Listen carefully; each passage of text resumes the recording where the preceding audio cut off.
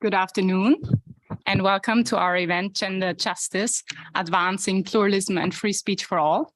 It's my pleasure to welcome you here at Ratsal, but also as this event takes place in blended format, also via Zoom, and also via our live stream on the website. Today's topic is gender justice, as you see, of course. We organized this meeting because we know that despite increased efforts and also some advancements and improved understanding, still gender and sex both unfortunately have been and continue to be the basis for inequality and discrimination in the exercise of freedom of expression. To address the prevailing structural barriers and inequalities, the 4 free speech mandate holders of the United Nations, the OSCE, the Inter-American States and the African Unions have this year for the very first time dedicated the Joint Declaration on Gender. It's also outside in the lobby, but it was also distributed, so I hope you all received it when it was launched on World Press Freedom Day this year on 3rd May in Uruguay. We are very lucky to have 2 of the 4 mandate holders here with us today. Teresa Ribeiro, but also Irene Khan, the UN Special Rapporteur on the right to freedom of opinion and freedom of expression.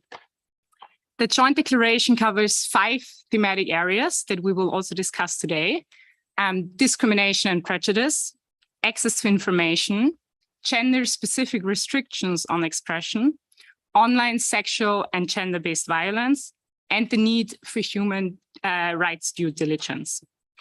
If you have any questions throughout the sessions, please just let me know either via hand signal or via the Zoom chat, and we will also have a Q&A towards the end of the session. We will start today's session with Sarah Macharia, who is General Secretary of the Global Alliance on Media and Gender, and she leads the analysis of gender and media in the Global Media Monitoring Project, with a recent report that came out last year. Could you help us setting the scene by giving us some numbers and some evidence on how women are portrayed, presented, and represented in the media? Do you see an improvement in women's voices being heard?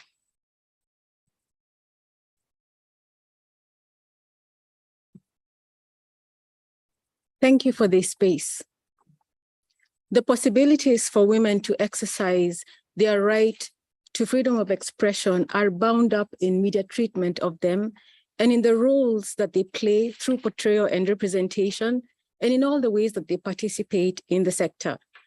More than a decade ago, the special rapporteurs, including the OSCE representative on freedom of the media, recognized discrimination as one of the 10 key challenges to freedom of expression for women and historically marginalized groups in the next decade. Unfortunately, the data tell us that the issues will be with us for the next 3 generations at least. Let's review the evidence from the Global Media Monitoring Project that studies the world news media in view of this genre's importance as an information source for most people.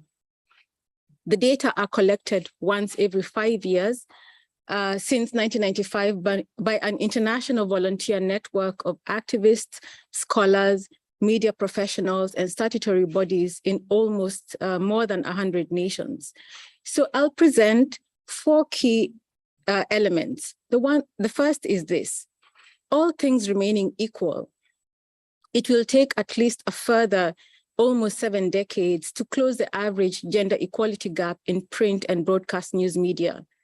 The needle towards gender equality in visibility and voice has shifted only 8 points in 25 years, bringing us to our current status halfway to equality. A woman has 1 in 4 chance of being seen, heard, or read about in mainstream news. And the probability is even slimmer for women with other identity characteristics that attract marginalization, such as on account of their race, of ethnicity, of age, of sexual identity, or disability status. For example, in the UK, the likelihood of underrepresentation more than doubles for ethnic minority women in comparison to white British women. And this relative invisibility plays out also on digital news platforms, on news websites, and on news Twitter. Second is this: in no region has gender equality been achieved in subjects and sources or the people in the stories. The gender gap ranges from 18% in Greenland, where this is narrowest, to almost 90% in other parts of the world. Third is this: women's participation as reporters visible in bylines and in newscasts varies across the length of the two poles, from severe underrepresentation in some places like Pakistan to overrepresentation in parts of Eastern Europe. In Europe, the regional average, women are 4 out of 10 reporters across 5 media types, and inclusion of women playing this role in the news has seen a 12-point change in the right direction across 25 years. Finally is this: the quality of news journalism from a gender perspective has not improved. In fact, stagnation and decline are consistent across the quality measures and common across regions and major topics at the global level.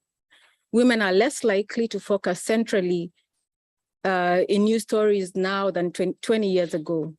And the likelihood that a news story will clearly challenge gender stereotypes is exactly as it was 15 years ago. That is 3%. And while a higher proportion of stories today raise gender inequality issues than 15 years ago, the current performance is a decline from 2015. There is very little evidence of journalists applying a gender lens to stories on a wide range of topics that are of national or local importance, such as on politics and the economy. And there remain too many missed opportunities where gender dimensions could have been brought to prominence. Thank you.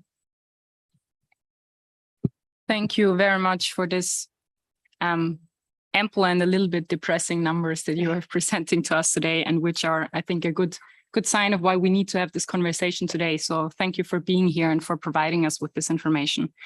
I think it's also important that you noted that pluralism is lacking, but also that there's even, like, if you look at the full spectrum of society, there's even disproportionate impact on women, but also on especially women with intersecting factors. With this, I would like to turn to the representative on freedom of the media, Teresa Ribeiro. And especially when we talk about pluralism and diversity, this is something that you and the RFOM office has been underlining the importance of since the very beginning of the establishment of the mandate 25 years ago.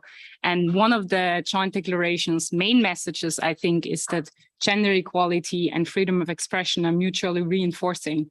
Can you maybe explain to us why it is relevant to one another and what gender justice means to you in this context? Thank you. Thank you very much. And first of all, good afternoon for all of you, for those in the room, but also those that are following our conversation remotely. It's really a pleasure to be here with you, and I hope that in some minutes the temperature in the room will be improved and the heat will not heat us so much as it's doing now. But in any case, it's really a pleasure. But back to, and I also want really to thank all my colleagues of this panel.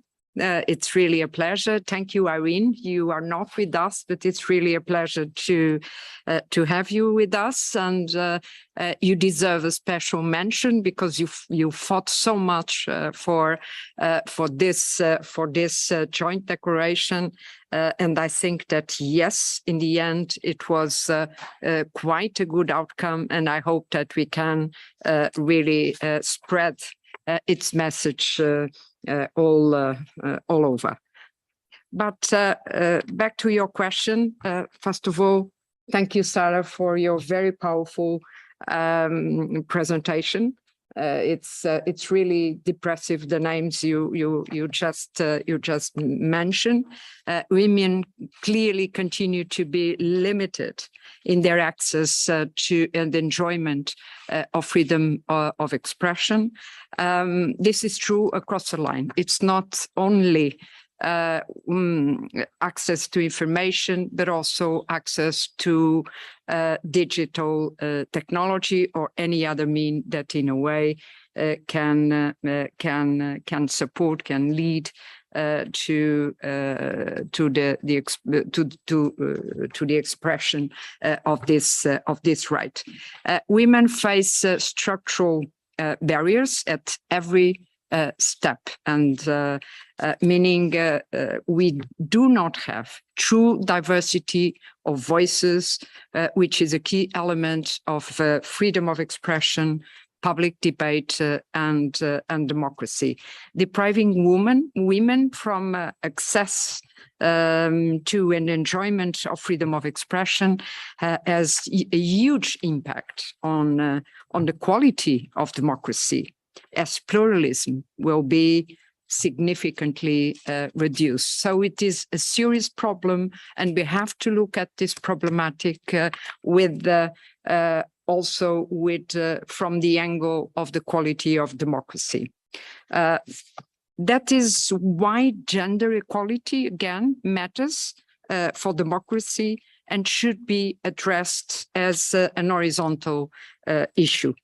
And how can we articulate the needed responses?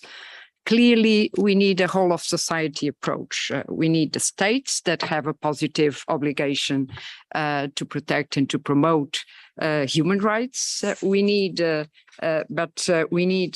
also companies who have a responsibility to respect human rights. We need the media and all the society to lead to transformative change to remove these structural and systemic inequalities. I think this are all the stakeholders that need to be mobilized to this fight. In the last 20 years, the joint declarations focused on different topical issues for freedom of expression, but a joint declaration dedicated to the horizontal issue of gender justice and its implications on freedom of the media is very innovative, and and clearly sets progressive standards. I recently commissioned an analysis of the impact of the joint declarations, and one important conclusion is that they are valuable tools for a range of state and non-state actors. The three main reasons for that being the collaborative process to their adoption. And I remember that not only the four freedom of expression mandate holders of the multilateral systems, but as well as Article 19, an NGO very well known, are involved in the drafting of this joint declaration. So the collaborative process is there. And this is a way of enriching and bringing different voices and different perspectives to these joint declarations. Also, the progressive normative standards they articulate, which means that they appear as a standard-setting tool of intergovernmental mechanisms for addressing cross-cutting issues of freedom of expression. And the third reason is that their impact upon key decision makers, namely judges. They are referred to by the Human Rights Council, the UN General Assembly, regional courts, as well as the European Court of Human Rights. So definitely these joint declarations are a very valuable tool. But the same analysis also notice that there is still a lack of visibility of these joint declarations. I hope that events like the one we are having here today can help in giving visibility to these tools, to these instruments, because, as I mentioned before, they can be a very, very valuable tools. Thank you very much. Thank you very much also for providing a little bit additional information of the joint declarations and how they are developed and the impact they can have. With this, I would like to turn to Irene Khan, who is with us online today. I can see you now. Hello, welcome as well. Thank you very much for joining us. For you, you're the first woman UN Special Rapporteur, so the first woman who holds this mandate. Do you think it does? And if so, how does this affect the approach that you are having towards implementing the mandate, the global mandate that you are having?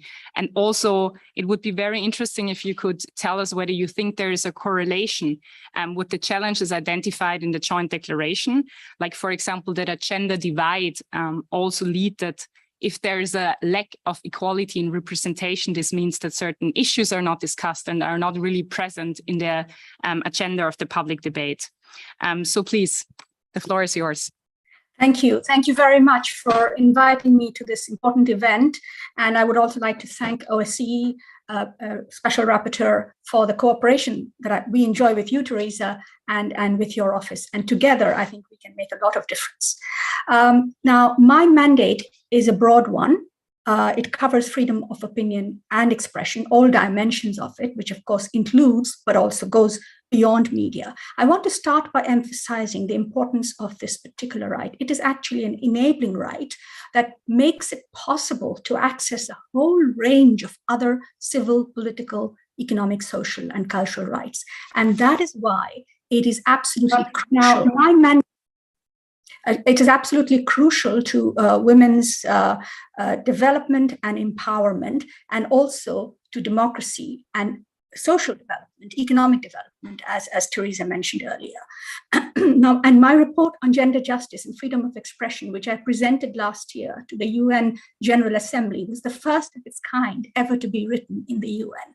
So I think it is an indication of the need for much more importance to be given to this enabling right, which is a gateway right, actually a gateway to all other human rights for women. And that is why this joint declaration that Teresa introduced is so important for governments to take into account, and also for the legal and judicial mechanisms, but also for social understanding of the problems. Now, expression is not free for many women in the world, as we just saw from the data.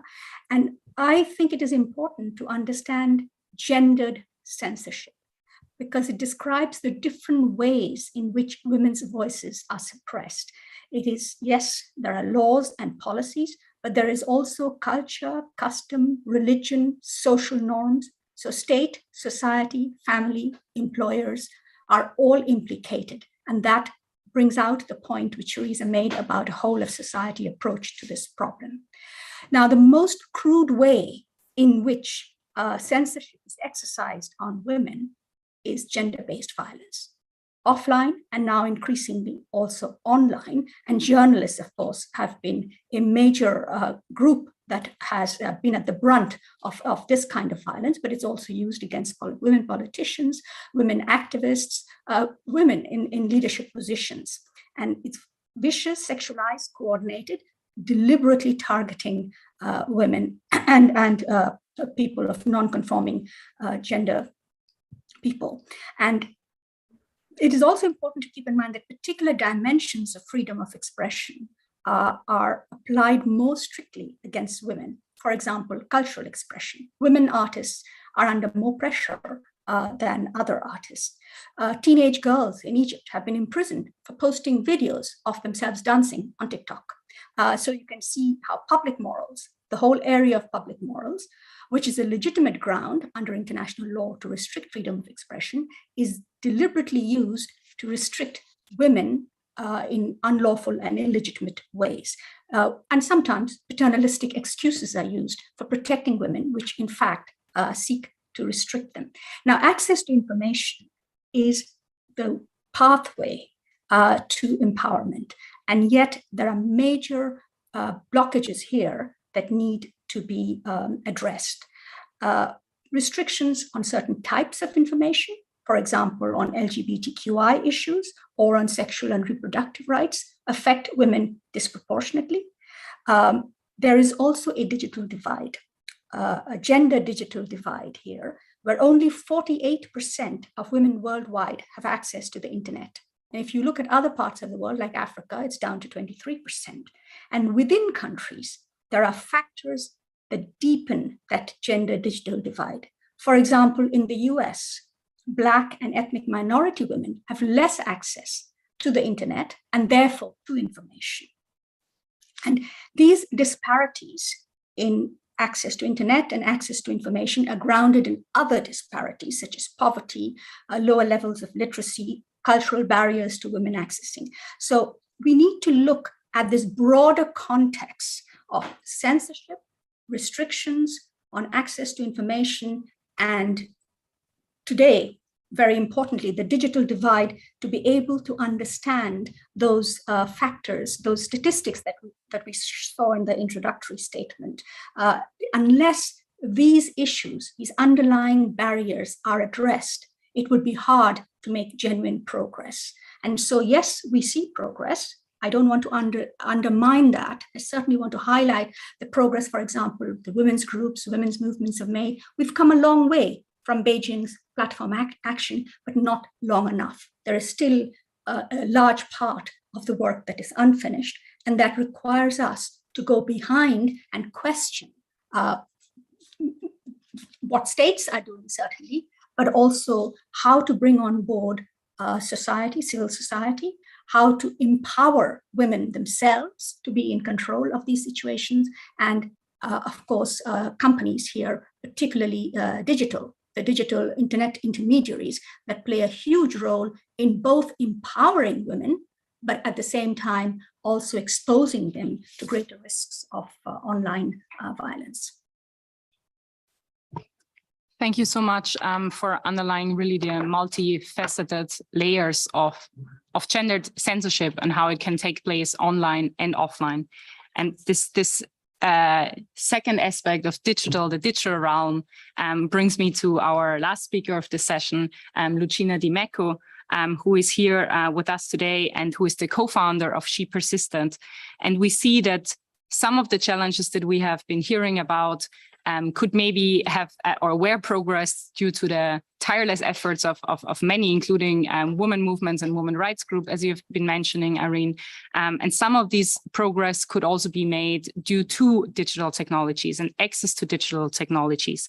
But at the same time, we have also seen that in a digital context and on today's online platforms, unfortunately, they did not provide the great opportunities that were maybe expected that they would have when we speak about equality, pluralism, and freedom of expression for all in the digital realm. We have also heard already that gender-based violence is something that is very prevalent in the digital context, and that there are specific threats that women face when they're speaking out online. One of these things is targeted disinformation. And this is something that you, Lucina, looked in already very early on, especially for women who speak out in the public sphere and who are at even greater risks of being targeted. This, of course, goes very often hand in hand also with the use of automation and the use of artificial intelligence, which you also underlined in an interview that you did for us for the SAFE project last year. I think by now we have a little bit more understanding of this, also thanks to people like Maria Ressa, the Nobel Peace Prize laureate, and women like her, but also very important surveys and studies that came out over the last years, also the research that you and your organization have been doing. But it's very difficult to assess the chilling effect these targeting and silencing tools have on society and on pluralism. Can you provide us an overview of the impact this has on the pluralistic public debate? Thank you so much. Thank you so much, Julia. I am thrilled to be here with old and new friends to talk to you a little bit about gender disinformation as we have been looking at it and as we have been studying it in the last years. So the first thing I want really to be very clear is that we have known about this problem now for a while, and we have had really important evidence about the fact that women and women in politics, in particular, women journalists, are being targeted overwhelmingly more than their male colleagues. And that often happens across the political spectrum. So already starting 2016, we had some first studies from the Interparliamentary Union that looked at women in politics online and found that almost half of them had been targeted and had seen sexually explicit, humiliating, fake doctored images of them on social media. On and on we go, and more evidence is coming out that women are being targeted with deep fakes. Let us not forget that 96% of existing deep fakes feature very well-known women, including women in politics, in acts on non-consensual pornography. And so this is really the type of scale of the problem that we are looking at.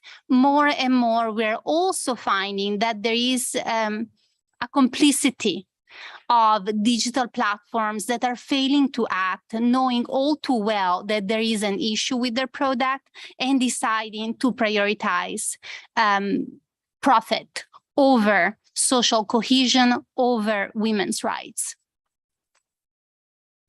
So we have studied gender disinformation now for a couple of years, at least, starting 2020, and we came up with the first working definition of gender disinformation and are thrilled that now this is increasingly being recognized as an issue by many different actors, including Nobel Prize-winning journalist Maria Ressa, that talks about it really as a threat to women and girls globally and to their freedom of expression. We have ourselves interviewed more than 85 women leaders in 30 countries around the world, and we kept hearing the same things over and over. They were concerned about the effect that gender disinformation, defamation campaigns were having on them, on their families. Many of them had to change homes. Some of them went hiding, some of them left politics altogether and discouraged their daughters to ever consider a political career because of what happened to them. Those are the type of stories that we hear over and over again. We also hear over and over again that there are really some common threats. The stories are really steeped in sexism that women are targeted with online. They are very often coordinated and they revolve around gender stereotypes that already exist and therefore are very, very easy to take hold on people's minds because in some ways they strengthen a disbelief and concerns regarding women's ability to lead that are already existing in society. So misogyny in society is a fertile ground for misogyny being used as a political tool against women in politics. The main actors and super spreaders, if we want, of this information are strongman political leaders, illiberal actors supporting autocrats, the manosphere conglomerates of misogynist websites and blogs existing online where a certain post comes in and then gets replicated millions of times, often in a coordinated manner.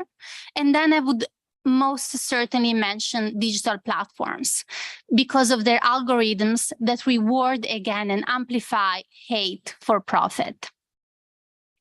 The goals and the impact of gender disinformation, I want to say the impact because gender disinformation is in fact, unfortunately, very effective, is really to eliminate the opposition, push women out of politics, erode women's rights and minority rights. Let us not forget that according to the UN, women's rights are the litmus test for human rights, and the human rights system altogether is being challenged when women's rights are at stake.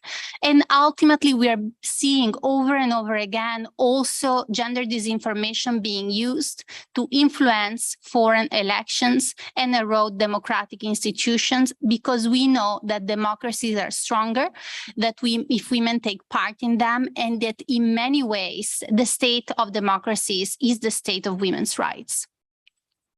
And the last thing I want to leave you for this question is really going back to the concept of freedom of expression. Over and over again, we hear digital platforms hiding behind the fact that they cannot do more without infringing on freedom of expression. I want to ask you to really consider whose freedom of expression we're talking about. Because as of today, there is no freedom of expression for the millions of women that are being doxxed, harassed, silenced, that are finding deepfake pornographic videos of them circulated on social media, report them, and nothing ever happens. We see their freedom of expression being limited over and over again. And we believe that the strengthening digital platform standards does not impede on freedom of expression. It's in fact a condition for freedom of expression. Thank you. Thank you so much for this, again, also very powerful numbers and statistics, which is very useful for us to really understand what we are speaking about and the dimensions of what we're speaking about. What I find particularly interesting is that you also underlined the silencing effect is not only for those who are targeted, but also way broader and preventing others from even entering the public debate and the public sphere. And also the prioritization of profit by online platforms is a very important aspect in this discussion. One thing that you mentioned is that technology, particularly in this kind of like algorithmic logics that are taking place online, can be used by malicious actors, but also by authoritarian leaders. So this leads me to my next question for Teresa Ribeiro. Again, overall, we see that there is increasing challenges to comprehensive security and we see an overall backsliding of human rights. How do you see this challenging correlating to one another? Thank you, Julia, for this question, which I think is very interesting and important because it clearly established the links between the trend of autocratization that we are living right now and also the suppression or the reduction of women's rights. I think this link is very evident, and it was also I was quite struck by the quote of the UN.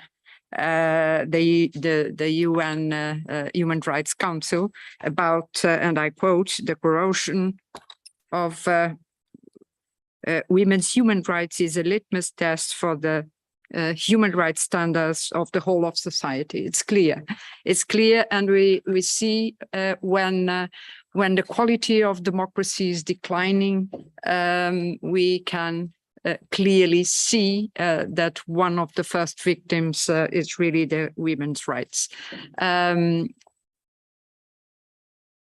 Authoritarianism and misogyny, unfortunately, they reinforce each other.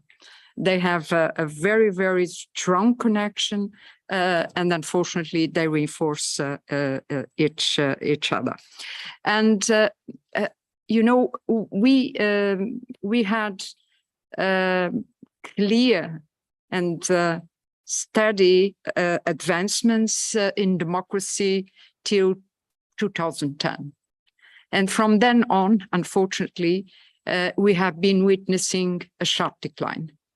And so we are also having consequences of this sharp decline of the quality of democracy on women's rights. It's there, it's clear. And, you know, I was doing some readings when preparing this session. And unfortunately, I was reading also some quotes from some authoritarian leaders in the OSCE region, from different parts of our region, and saying, for example, that a woman that follows a professional career is a half person. Is a half person because she should be much more interested in being a good mother. There is also another quote.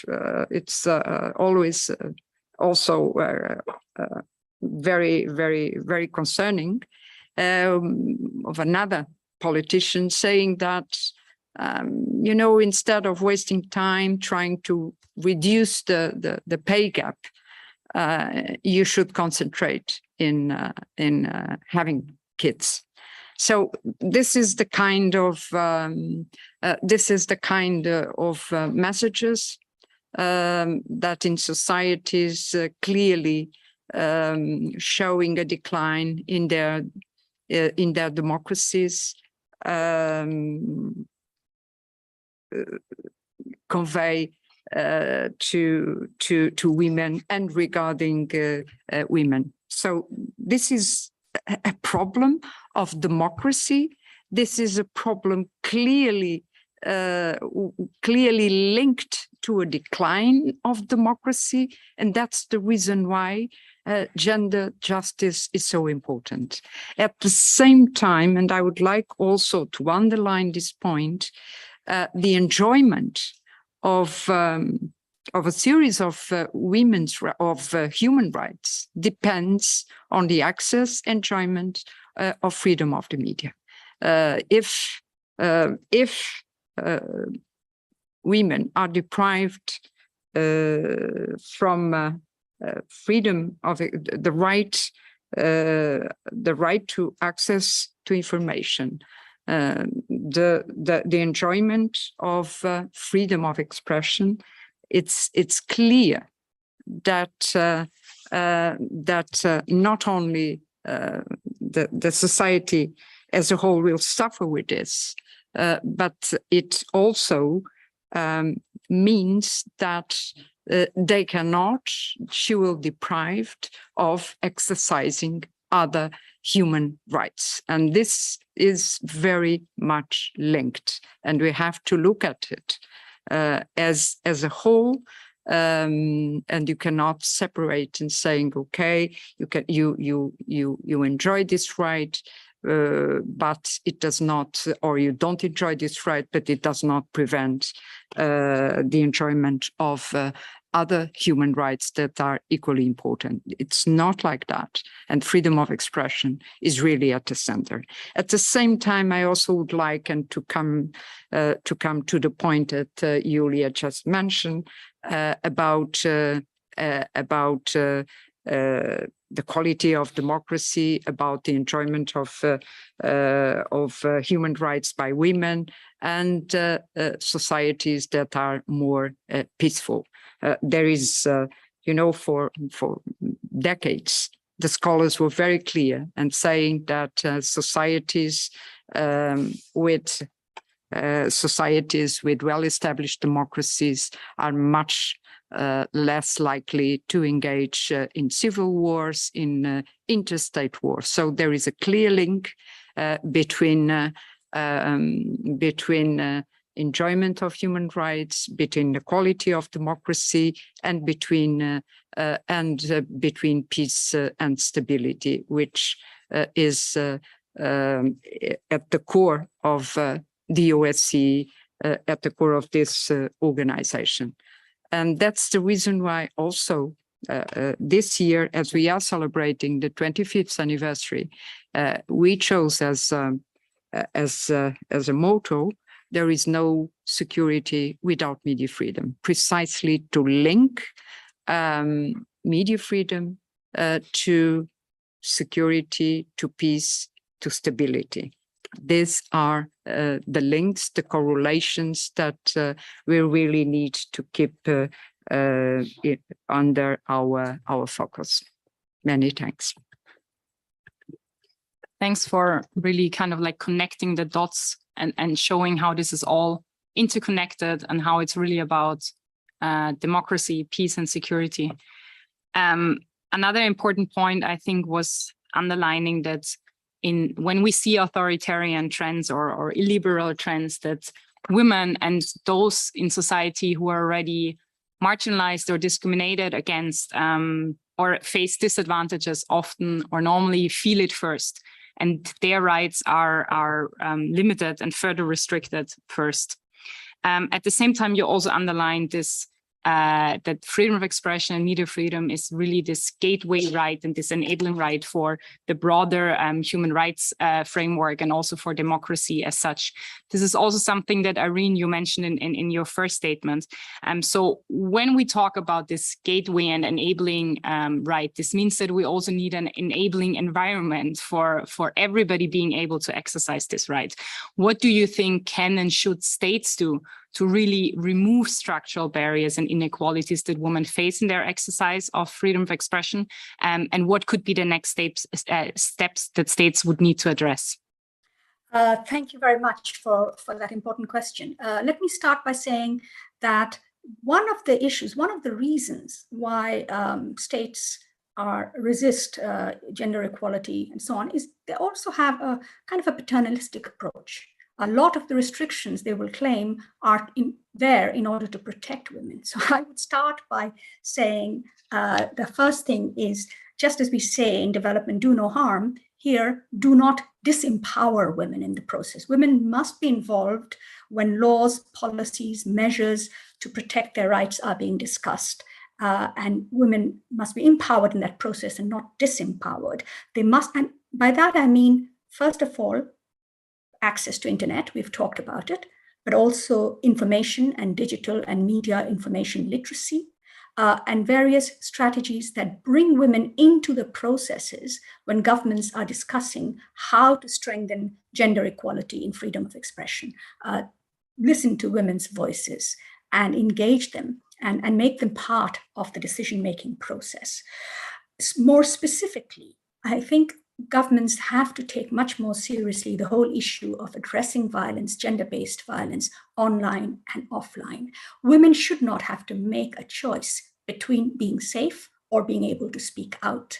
Rights offline should also be protected online, and I know others will speak more about it, but the state law enforcement system has to recognize that online violence is not just something that stays on the screen. It actually invades not just women's mental health, but sometimes their physical security. So that is a key issue to address. Secondly, states should, of course, look at a whole range of measures to address gendered disinformation. It requires quite a distinct strategy from other forms of disinformation because it is very often deeply rooted in misogynistic attitudes in society. And so non-legal measures such as education, community engagement, support structures for women, the state needs to pay more attention to nurturing them and to funding them at times and to resourcing them.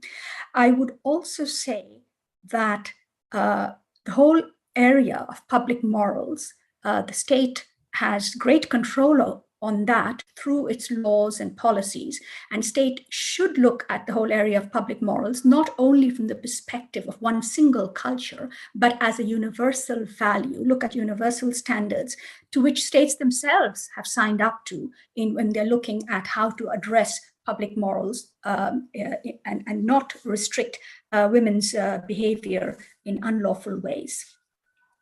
I would say that underneath it, there are, of course, systemic and structural problems that have to be addressed. Social and legal discrimination and inequalities actually feed the discrimination, the attacks, the violence, the denigration of women that we see in the media sector and on the media and online.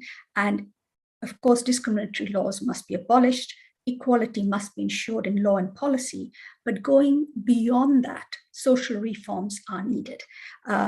So that there is genuine economic and social empowerment of women.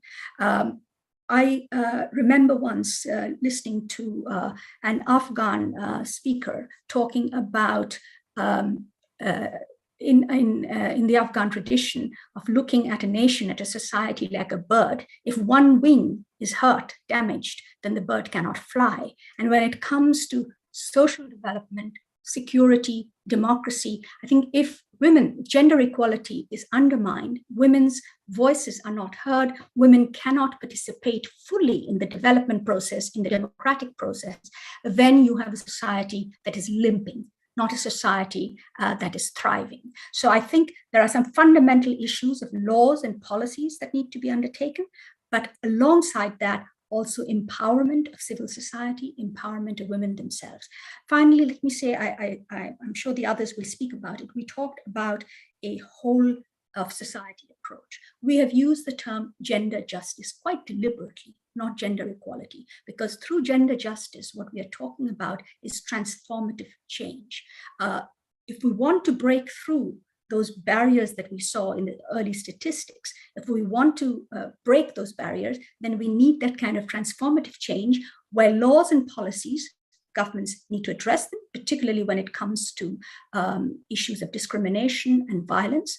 But there needs also to be measures taken, various programmatic and policy measures taken to address the biases that exist in society, and the same biases that are then reproduced, I think, in algorithms and in company policies. Finally, I think there is one key issue that governments need to do, and that is more transparency and data collection. There needs to be proper gender disaggregated data available, because if you don't know what the problem is, then you cannot solve that problem. Thank you so much for this really very comprehensive overview of what states can and should be doing, and I'm sure that all the state representatives here in the room have also been taking notes. I think what is really important is first what you said last of this evidence-based approach, and when we speak about transformative change, as indeed gender justice is implying, that states should be moving from paternalistic approaches to universal values. I think it was also important that you underlined that states and the regulatory context by states really provides the framework also for societal equality and approaches to equality in society. One of the key elements of empowerment, you said, is inclusion. And inclusion, of course, also means that those who should be included are not targeted and are not targeted with gender-based violence. When we speak about a whole of society approach and reproducing or reflecting biases, then of course another important actor is also the media and the media sector. And we have heard in the beginning of the session that when we look at the numbers and of the representation of women in the media, there is an even greater gender gap than if we look at society and about the gender equality gap or index in society. So with this, I would like to move back to Sarah Macharia.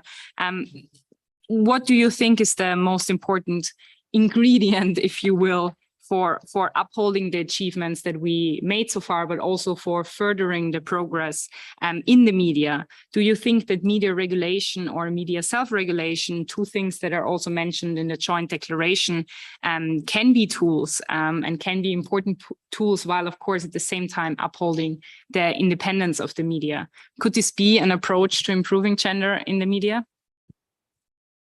Thank you, Julia. That's a really important question. Media monitoring and other forms of empirical research point to the dimensions that need to be changed, and regulation is one possible tool for change. The Swedish Fojo Media Institute's recent global research on gender integration in media policy and law concluded that self-regulation, in fact, presents a promise for progress on gender equality in the media sector.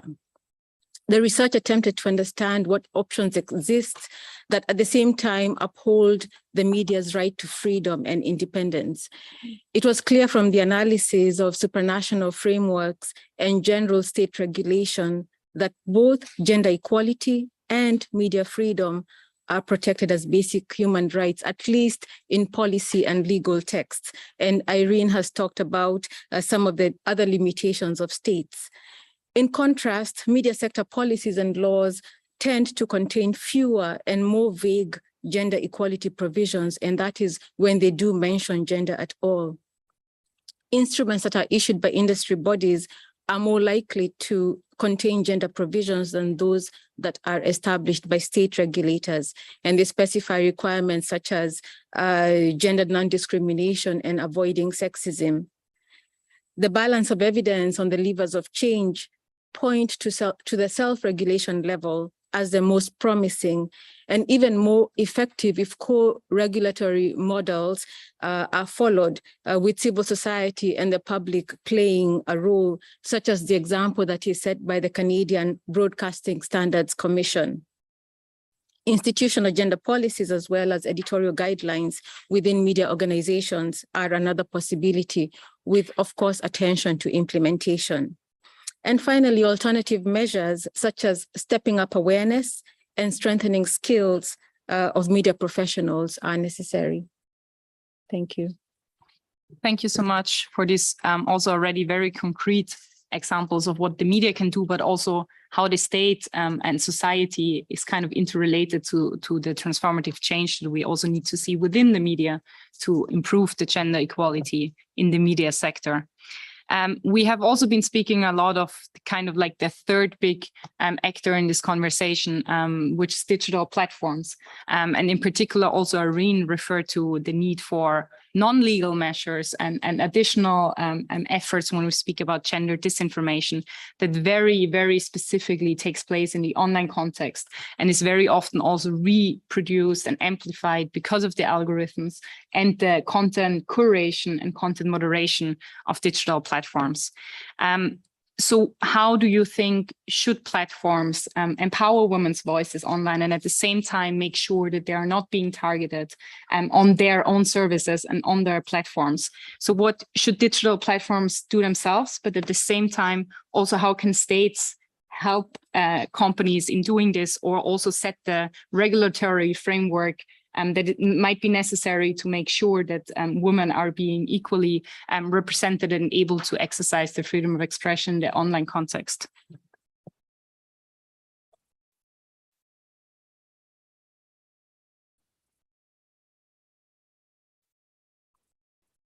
Thank you. Thank you so much. Yes. I think by now we know that social media platforms by themselves are probably not going to act as they should and as we would like them to. The women's organization Ultraviolet last year did a study and created a scorecard for various of the most prominent digital platforms. And they found that, in fact, each and every one of them had been really not complying even with their own same terms of service and standards. And so all the grades that they got were in between the D's and B's, with the largest social media platforms getting the worst grades. And this is respect to their own terms of service when it comes to misogyny, when it comes to hate speech, when it comes to, for example, acting on revenge porn, and so on. So what we do see here is,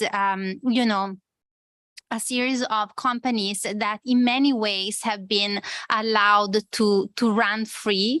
And we have been trusting them on their own word that they were doing their best to tackle the issues that were coming in front of them. Over and over, however, we have found out that digital platforms have been lying.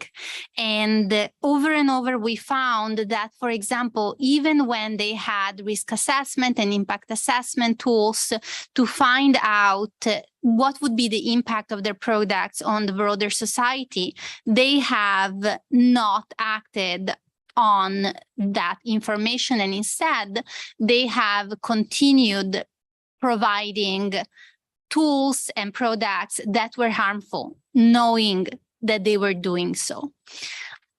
So what we think really should happen is pretty much what we expect to happen for every other single industry in the world. So we do expect there to be risk and impact assessments that take into account the real life harms and abuses that women face and proactively address them, because content moderation truly will never be enough. It's like trying to empty the sea with a teacup. It's just not going to work. We need to work on the product design side. And of course, we know that there the gender divide is meaningful. Most likely, we wouldn't have similar products had we had a larger number of women engineers designing those products. We need to avoid gender-blind policies. We know, for example, that for a lot of disinformation narratives that are grounded on societal attitudes, just debunking will not be enough. Over and over, we see women in politics telling us, this story was disproven, and yet they're still being held accountable for that. And yet many people still distrust them for those fake stories, even when it's proven that they are fake, because those stories find fertile ground in societal attitudes that are misogynist in many ways. And therefore, we need to, again, have a greater look at the product design side of things. We need to, for sure, improve transparency. Digital platforms haven't been transparent on the number of reports they get, how their algorithms work. Those are all things that we need to get to. And governments ultimately should lean into a duty of care for those platforms. They are responsible for what they are putting into the world.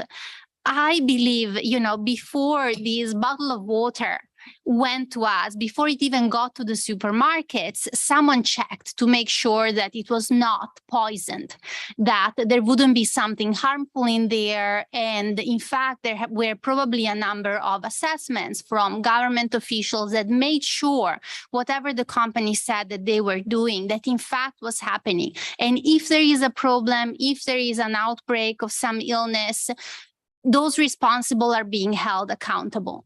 This is what we ask for every single industry in the world. And this is not what we have been asking from social media companies. I think we simply have to hold them to the same account we hold everyone else. Thank you very much. I think that the main message, at least for me here, is really also that gender neutral means gender blind.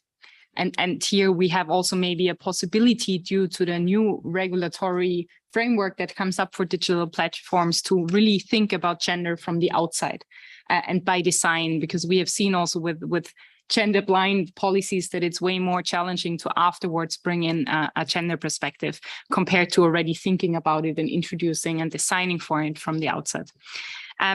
And the second important part is, of course, accountability. And accountability is something that we have to require from all different actors, and also digital platforms need to be both transparent and accountable. With this, we can now also move to questions from the floor. So if you have any questions, please let me know, either here by signal of hands or also on Zoom. And I already have a request from Turkey via Zoom, so I will give the floor to you right away.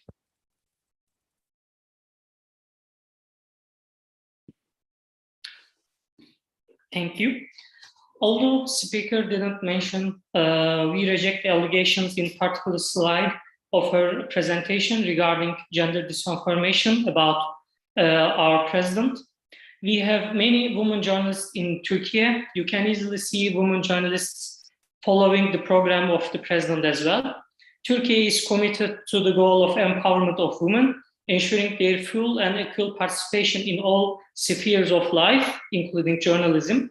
Turkish women had the right to vote and to be elected since 1934. Women politicians have been increasing gradually in Turkey. I would like to express that in Turkey, 3 out of 5 judges and prosecutors are women. We adopted the 5-year strategy documents and the action plan on the empowerment of women. Several regulations also in force to monitor the implementation of strengthening women's socioeconomic status. Thank you. Thank you very much also for providing some national statistics and numbers. Are there any questions in the room or on Zoom to one of our speakers? if not, or while you're still thinking about some questions, I would maybe like to make use of this session that really focuses on the joint declaration, which is a tool by the mandate holders and by the 4 international kind of mechanisms for freedom of expression and media freedom.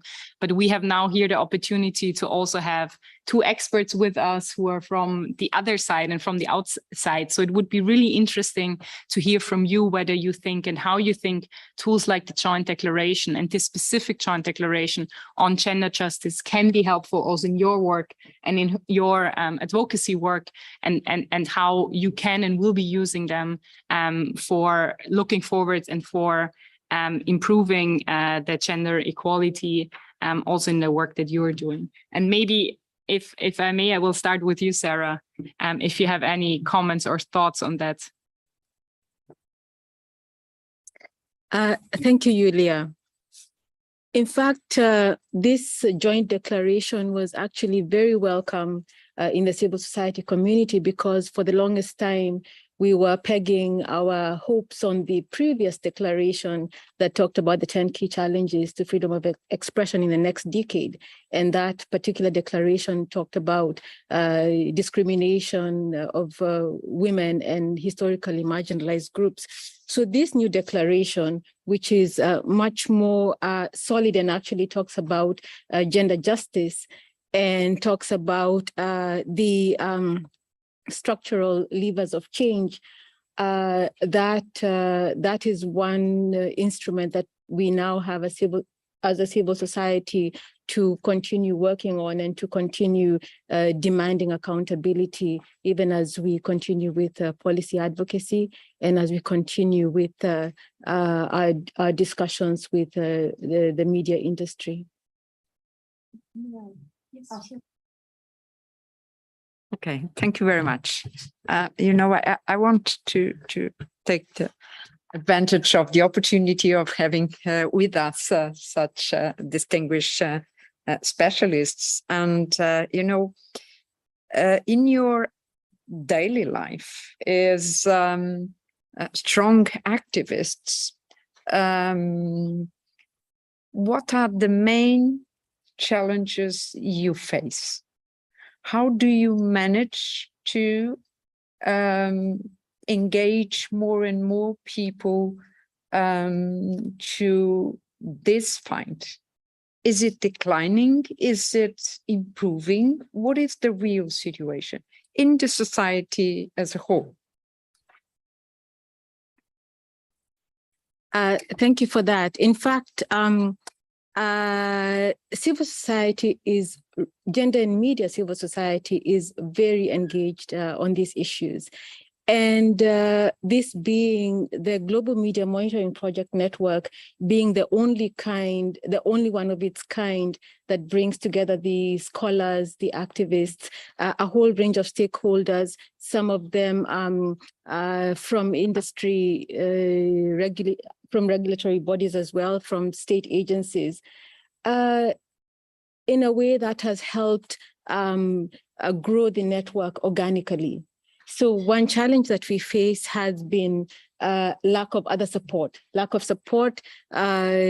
given that this media monitoring is very important in generating the data and continuing to develop that longitudinal view through statistics of what's happening, where we are going, where the progress is happening, where it's not happening. So the fact that there is that commitment has helped tremendously.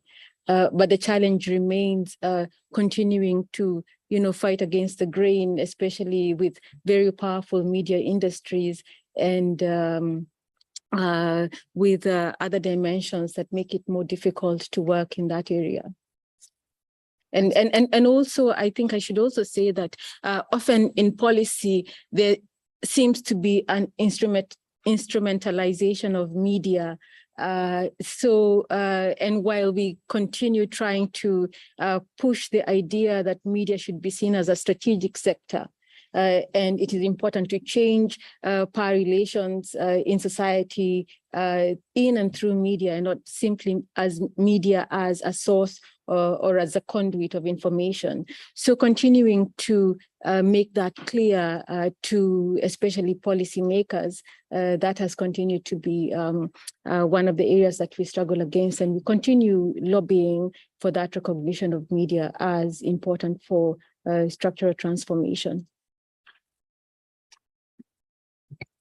Sorry, because I would like, you have two kinds of distinct challenges. You have to engage civil society and you have to persuade politicians. So you have to work in these two levels. And they are very different. They are equally difficult, I guess. But I guess also that maybe the awareness of politicians is even more difficult.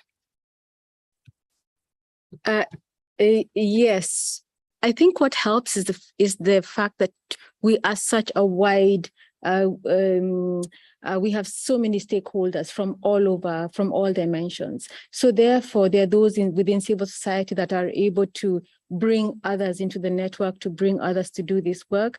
But with policymakers, then we wear a different hat. And that is a hat of lobbying and advocacy and trying to get the issues onto the policy agenda, into every policy agenda, not necessarily media, but also gender equality policy making spaces. So yes, we have to wear many different hats. We have to be like chameleons and work in every space as we can and drawing on the strengths of the network. Thanks a lot. I'm sorry. Julia, for Thanks a lot. hijacking your- No, that's perfect. That's perfect. Thank you so much also for the contribution. And I think the key here is really this whole of society, but also multi-stakeholder that you outlined very well, that we can only be effective if we all work together and with the different roles the different actors have in kind of like moving the agenda further in the realm of gender equality. Lucina, you also wanted to still add something in this conversation. Thank you. Yes. So for me, I feel that when it comes to gender disinformation, there is both a declining of the situation for sure and an increased awareness.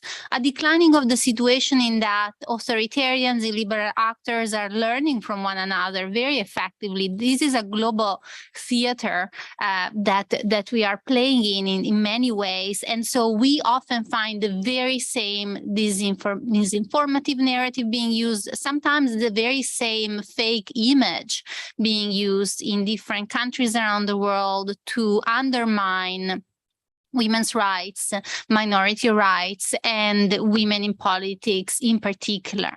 And so in many ways, we see that this is really a very concerning situation. In other ways, there is definitely greater awareness that there was even only a couple of years ago. So this makes us hopeful, and most certainly declarations like this one, where we see very clearly called out the role that social media platforms play and their need to better protect women, are very, very important.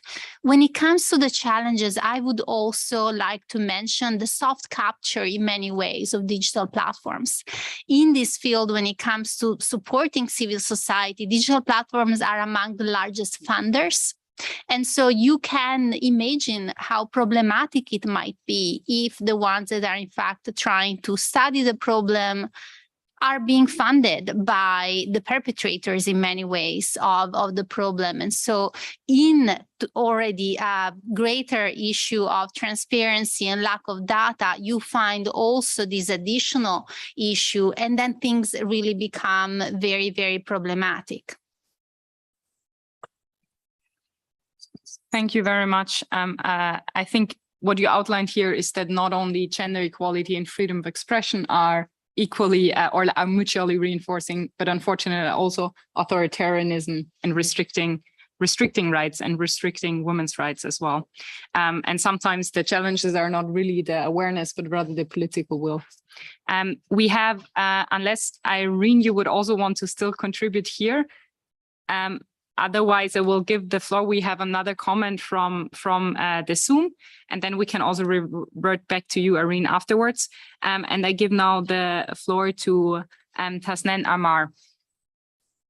Thank you so much. Can everybody hear me?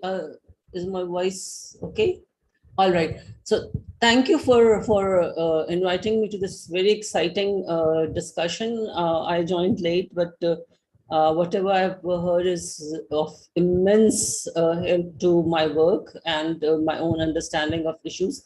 I would like to make a comment on online violence against women, which is on an increase in Pakistan, especially after 2018, when on International Women's Day, a group of women started Aurat March, which is Women March. It's sort of a resistance, revival of resistance movement. And they were holding placards which irritated men to a degree that there was a barrage of not only articles and opinions and columns in the mainstream media, but social media was full of hate speech, attacks, threats of rape. And that continues till now. The comment that I wanted to make is that we in Pakistan, the women who are part of this resistance movement, are trying our best to make the most of the space that we have, but it's really shrinking. We don't have much support either from the government or from the larger civil society, which unfortunately is going towards the right at the moment. And we don't see very many progressive voices being with us. So it is becoming increasingly difficult for women to raise their voices, and a lot of women journalists have to leave their jobs and sit at home because they could not continue with their work with the kind of threats that were being given to them, and the families would not allow them. So given the situation, I don't see a way out, and I would really like experts to come up. I mean, I've heard all the recommendations about policies, about the government, what regulatory bodies can do, but none of that would really apply here, because another dangerous tradition that is actually coming up is of using religion in these discourse, and saying that everything being raised in these marches or in these resistance slogans are anti-religion, and there is a big threat of blasphemy. I mean, that's a sword that is hanging on our heads all the time. So things are actually quite different from what I've been hearing from other countries, and this makes Pakistan a great case study on online threats and how it translates into physical violence. In fact, my organization is right now working on it, and we plan to do a project if we get support, because that is the main issue. There are a lot of women who would like to raise their voices. There are women who are raising their voices, but they are the ones who are being called all sorts of names. I mean, abuses, threats, you just name it. I mean, this is the kind of environment that we are living in. So I would, like everyone to maybe think about this kind of environment that many of us are living in, and what way out do we have. I mean, it is something that scares a lot of us. A lot of us have backed out. Some of us have stayed back. Some may not be there for the 2023 March, but online threat is actually translating into offline physical and sexual violence. Thank you.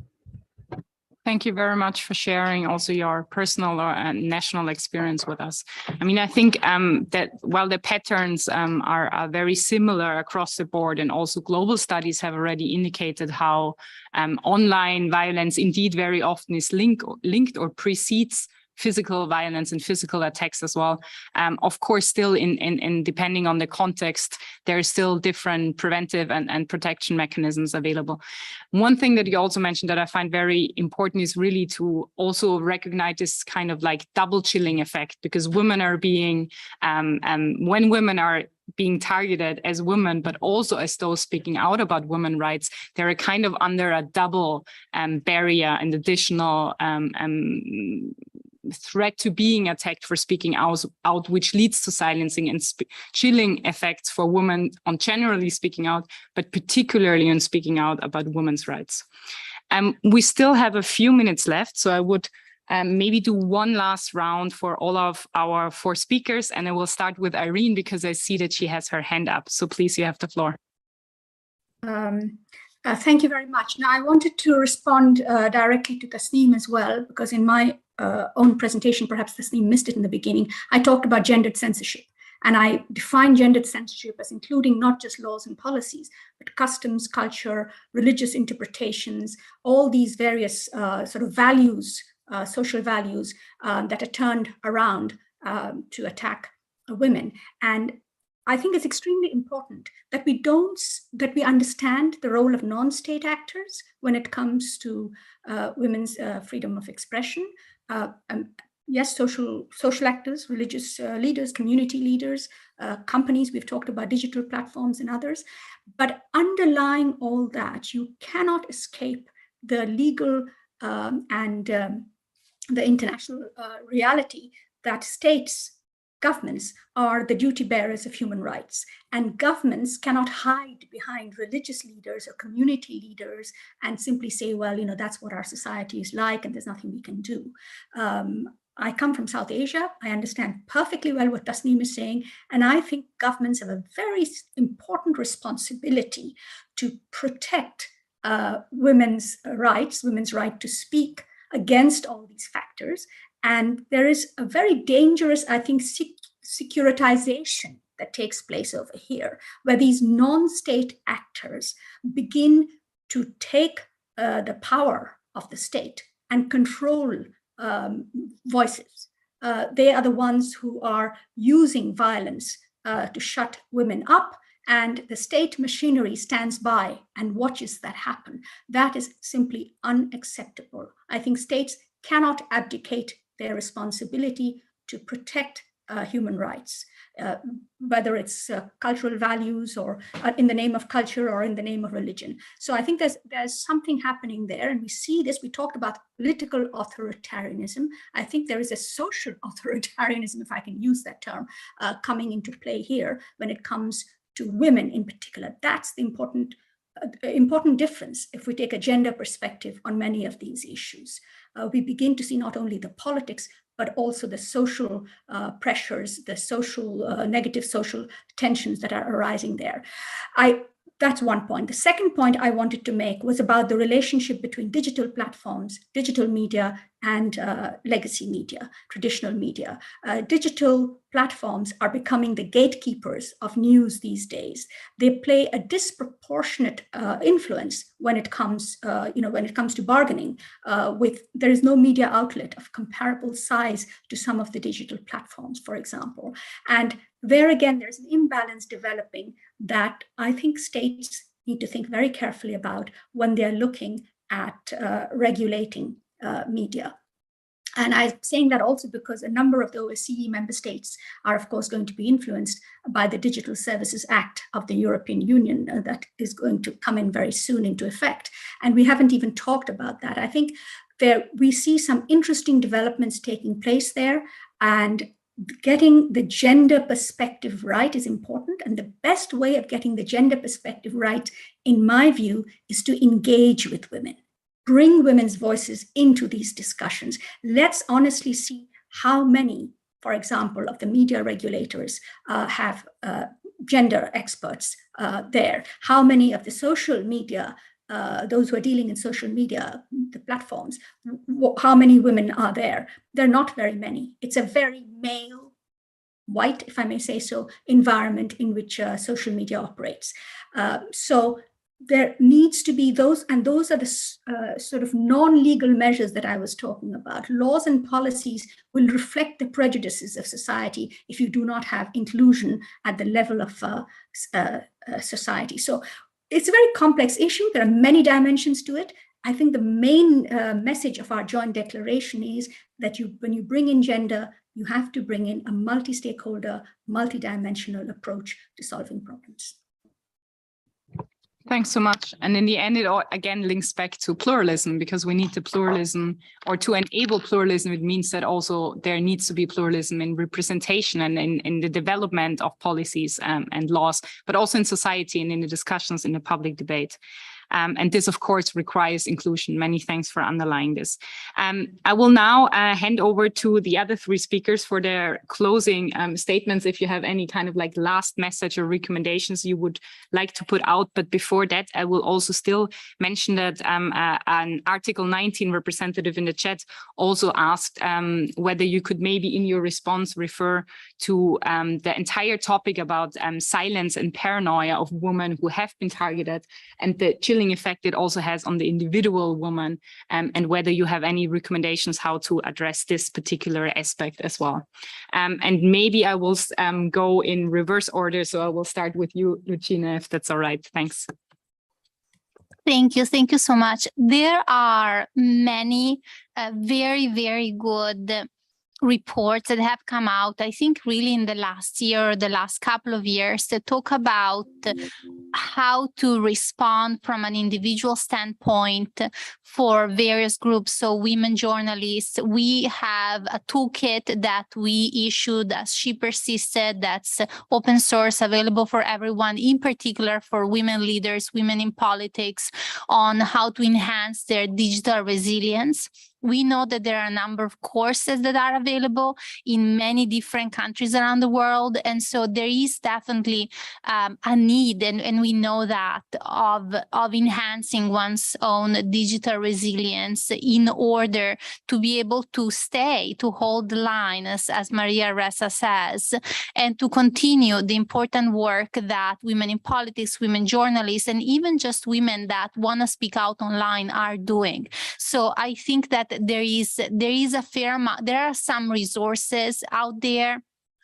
I also, though, want to say that it just feels a little unfair to think that women have to, be responsible for their own online safety. It feels a little bit like, telling women not to wear a mini skirt so that they might not be sexually harassed or worse.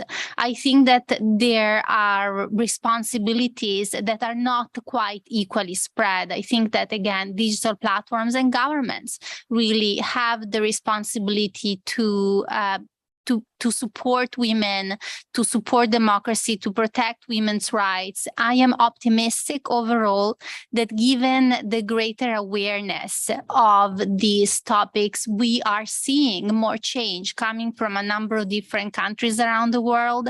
I want to say we have to continue in this path. It's really important because authoritarians around the world are also learning, and they are improving their tactics. They are becoming ever more skilled in the use of digital platforms for their purposes. And so it's important that we do not take any progress for granted. When it comes to women's rights in particular, it's something that in the US we have learned, quite heavily in the last weeks. And so we really need to continue working on this issue. Thanks so much. I think also the example that you just mentioned in the US and the discussion around access and rights to abortion have also shown how gender equality and freedom of expression are really interlinked, because women are reporting increasing fears about speaking out about reproductive health and about even simple things as menstruation circles, which not necessarily have anything to do with abortion, or to even talk about these issues. So I think it is a very valid example. And the point that you made, that we shouldn't put the responsibility on the shoulders of the woman, is indeed a crucial one, especially because, as we already heard in the very beginning, this is about democracy, and this is really about all of us. So it's really a responsibility that also affects everybody. Sarah, do you still want to add something for this session?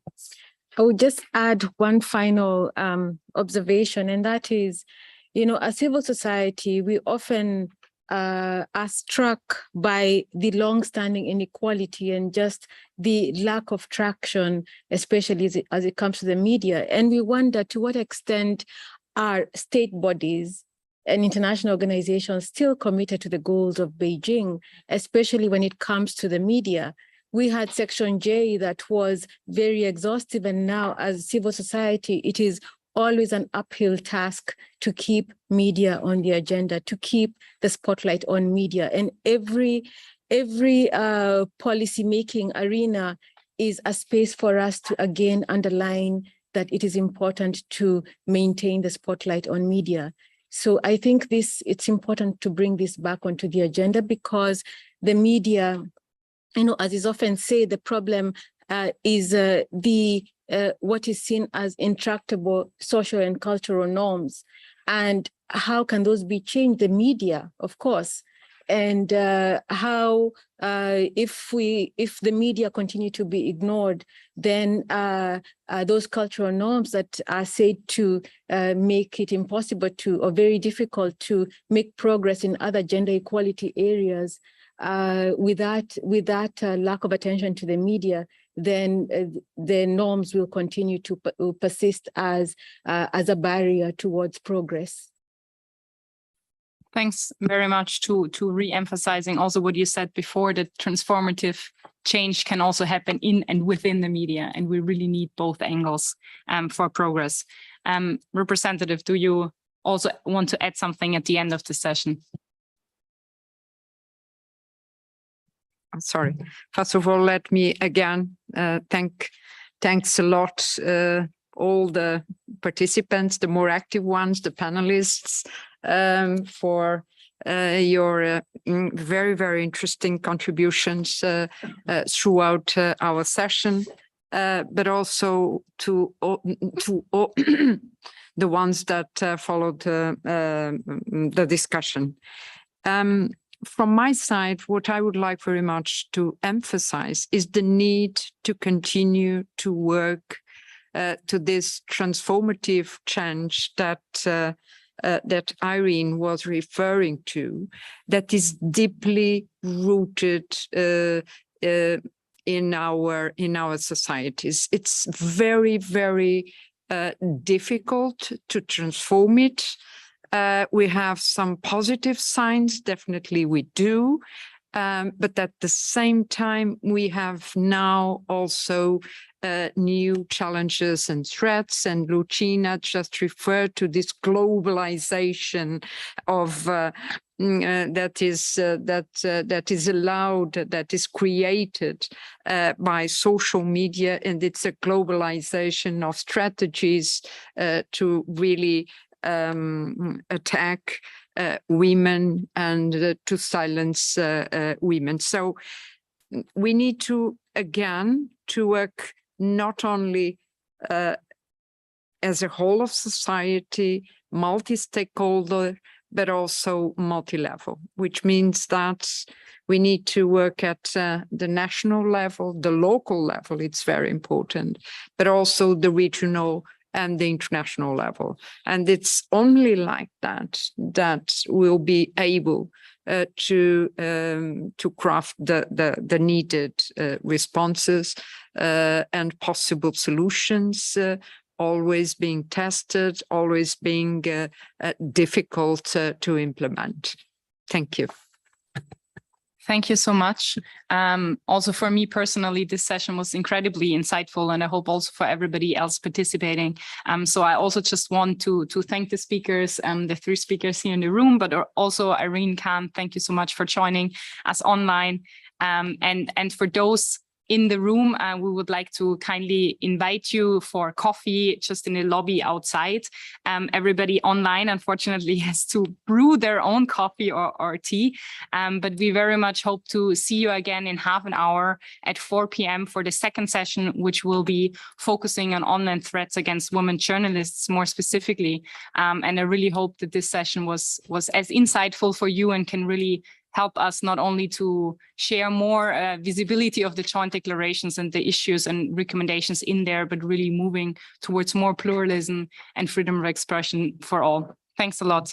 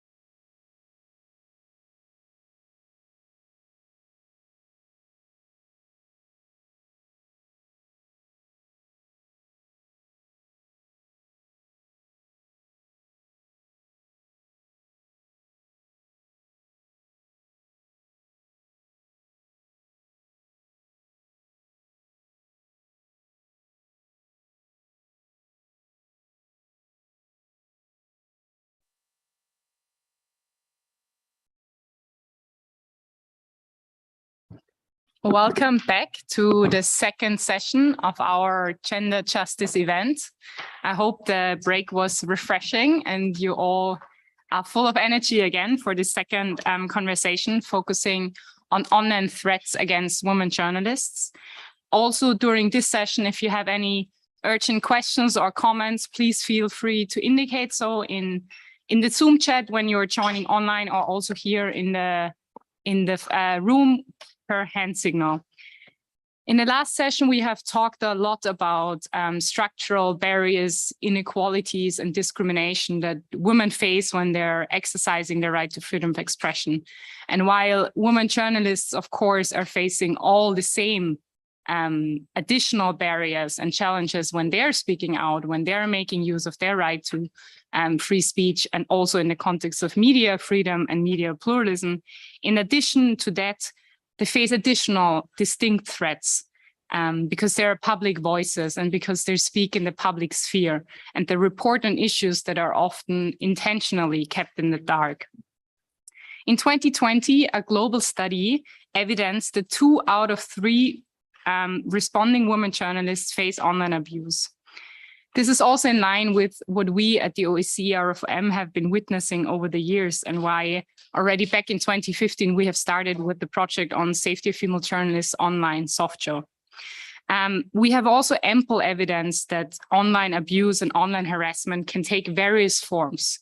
They can take forms of online hate, of online abuse, of targeted disinformation that we also touched upon in the last session, and also of highly sexualized verbal attacks. The SOFJO project and the resource guide has been focusing particularly on online hate and harassment, but also other forms of abuse that have a detrimental impact on the individual woman, but also on gender representation and gender equality on kind of the second layer, and then of course of pluralism and media pluralism, particularly on the third kind of societal level. Today, we will look at specific threats targeting women journalists that are unfortunately particularly effective in silencing. And they are online rape threats, digital security hazards, such as blocking, hacking, DDoS attacks, and targeted disinformation. I'm very delighted that we have the opportunity to present 3 reports and policy papers here today, and that we have the 3 authors of these reports also with us, and that we will be able to discuss the recommendations and how they're interlinked and what it means for states and how they should act. For this, I will start with Dubravka Simonovic to my right, who is the former UN Special Rapporteur on Violence Against Women. You have, of course, due to your experience and your mandate, really a vast expertise on the various forms that gender-based violence can take, and also the impact that they have on society and on the woman. And you have analyzed one specific threat that women journalists face, which is online rape threats. And they are often targeting women, but also their family members. Can you give us an overview of why online rape threats are particularly problematic and whether this is acknowledged in the international human rights framework, and if so, how? Thank you very much for this question, and good afternoon to all present in this room and following this session online. I'm very glad to participate in this second panel on gender justice on a topic on online threats against women journalists. But let me start by congratulating all 4 freedom of expression multilateral mandates assisted by Article 19 on adoption this important joint declaration on gender justice, which provides very important, innovative framework for action, as pointed out by a representative of freedom of media by OSCE. It is setting also a framework for our discussion today, what is yet to be done in order to implement this declaration, but also other relevant international human rights instruments on freedom of expression and gender equality to prevent and combat online sexual and gender-based violence against women journalists. My focus was on online rape threats against women journalists, and let me also refer the declaration in paragraph 4C calls all states to enact specific legislation or update existing laws to prohibit, investigate, and prosecute online sexual and gender-based violence. And this legislation should be grounded in international human rights standards. So in my report, I have addressed exactly that with respect to online rape threats against women journalists. Report is available on our website, and I hope that you will have time to go through different parts of the report. And main conclusion is that online rape threats against female journalists related to their profession violate their freedom of expression and constitute acts of gender-based violence that are harming women journalists, silencing them, and affecting freedom of expression. Then we should look at this international human rights framework that should be applied. And let me mention here that I was Special Rapporteur on Violence Against Women, UN Special Rapporteur for 6 years. During that time, I have elaborated report on online violence against women, a report on violence against women journalists, in which I have also integrated online violence against women. And my last report was on rape as a human rights violation, but I have not really addressed online rape threats. So it was also a challenge now to look into international human rights framework and to see how online rape threats against women journalists should be framed at international and national level using different human rights instruments. And here I would like to suggest that in addition to core international human rights instruments that are very important to apply with respect to freedom of expression, we also have additional gender-specific human rights instruments like CEDAW Convention that is addressing elimination of all forms of discrimination against women. And here I would like to flag out General Recommendation 19 on violence against women and General Recommendation number 35 on gender-based violence against women, by which CEDAW Committee, together with my former mandate, updated General Recommendation 19 in order to put that general recommendation in line with the Istanbul Convention. Then we also have Declaration on the Elimination of Violence Against Women, Council of Europe Convention, Istanbul Convention on Preventing and Combating Violence Against Women, OSCE commitments, and all those human rights instruments are further elaborated in the annex of this report. But under definition of gender-based violence, female journalists are protected under all those definitions in all those instruments. And here I would like to mention also ILO Convention 190 on harassment. So all those definitions are also inclusive of threats of acts of violence. And here we are discussing online rape threats. So threats online and offline are included in definitions of gender-based violence, and therefore rape threats, including online rape threats against female journalists, constitute acts of gender-based violence against women journalists when they result or are likely to result in physical, psychological, sexual, or economic harm or suffering. Also, with respect to female journalists, this type of violation could constitute an aggravated factor that could be used at the national level to address negative impact of rape threats online against female journalists. And one of the main challenges is really how to address rape threats at the national level. All of you present in the room could ask yourselves, what is the regulation at the national level in your countries? So many countries have ratified CEDAW Convention. All participating states of the OSCE except one, but that state accepted the Beijing Platform for Action with respect to those rights that are relevant here. Then with respect to Istanbul Convention, 34 states ratified Istanbul Convention, but others could use provisions related to prohibition and criminalization of rape threats as a model. ILO Convention, that is also 190, that is also a new instrument here, has been ratified by some states, but this is still ongoing process. And now we have to see that ratification, full incorporation and implementation of gendered international human rights framework is still challenged. It's not really something that is fully integrated at the national level. And here we have many gaps that are specific in each country. So we have to see in each country specifically what is regulation there and what should be done.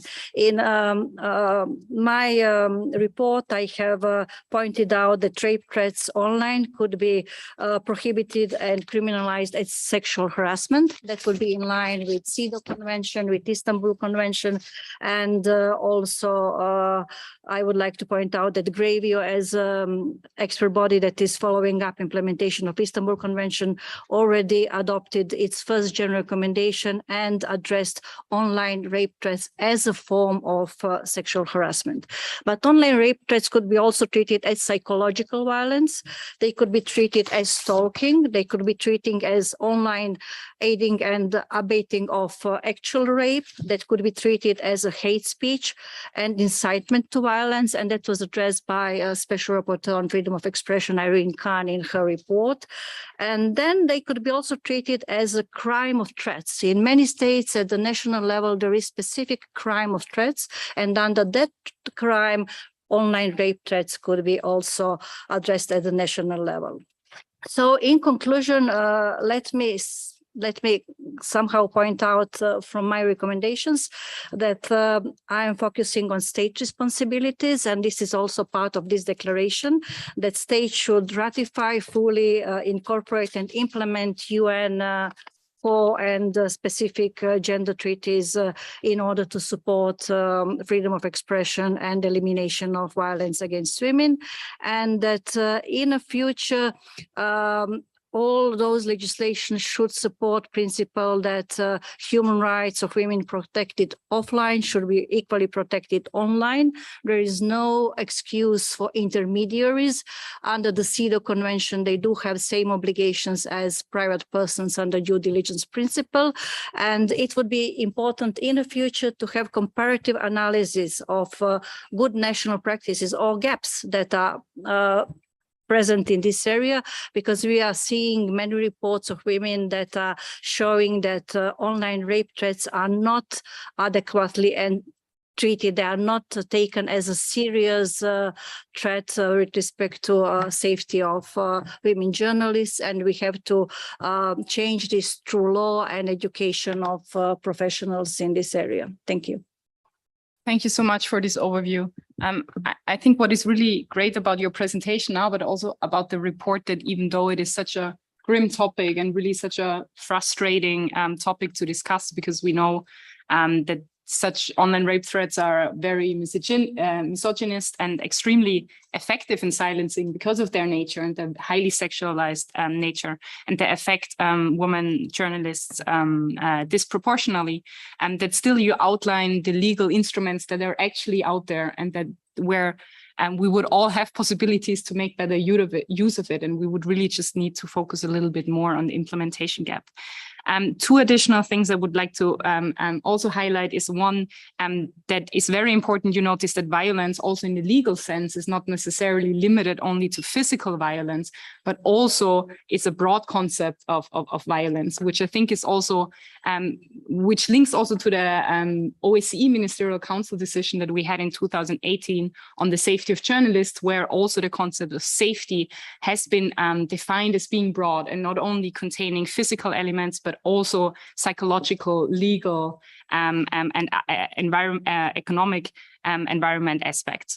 And the third issue, which you actually mentioned in the beginning, which is incredibly important, I'm sorry that I forgot to mention, of course, all the three reports are available online on the event website, and we also have printout copies just outside of the room.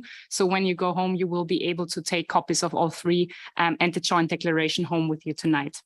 So thank you very much for this overview. And I'm looking forward to later on also discuss a little bit more the recommendations on what it means now, how states can actually address the implementation gap. Before that, I would like to move to our second speaker, who is actually joining online, who is Courtney Raj. who is affiliated with many different institutions, institutes and centers, and is the former advocacy director of the Committee to Protect Journalists. In all of your roles, you have been analyzing and advocating against threats against journalists, and also particularly from a gender perspective.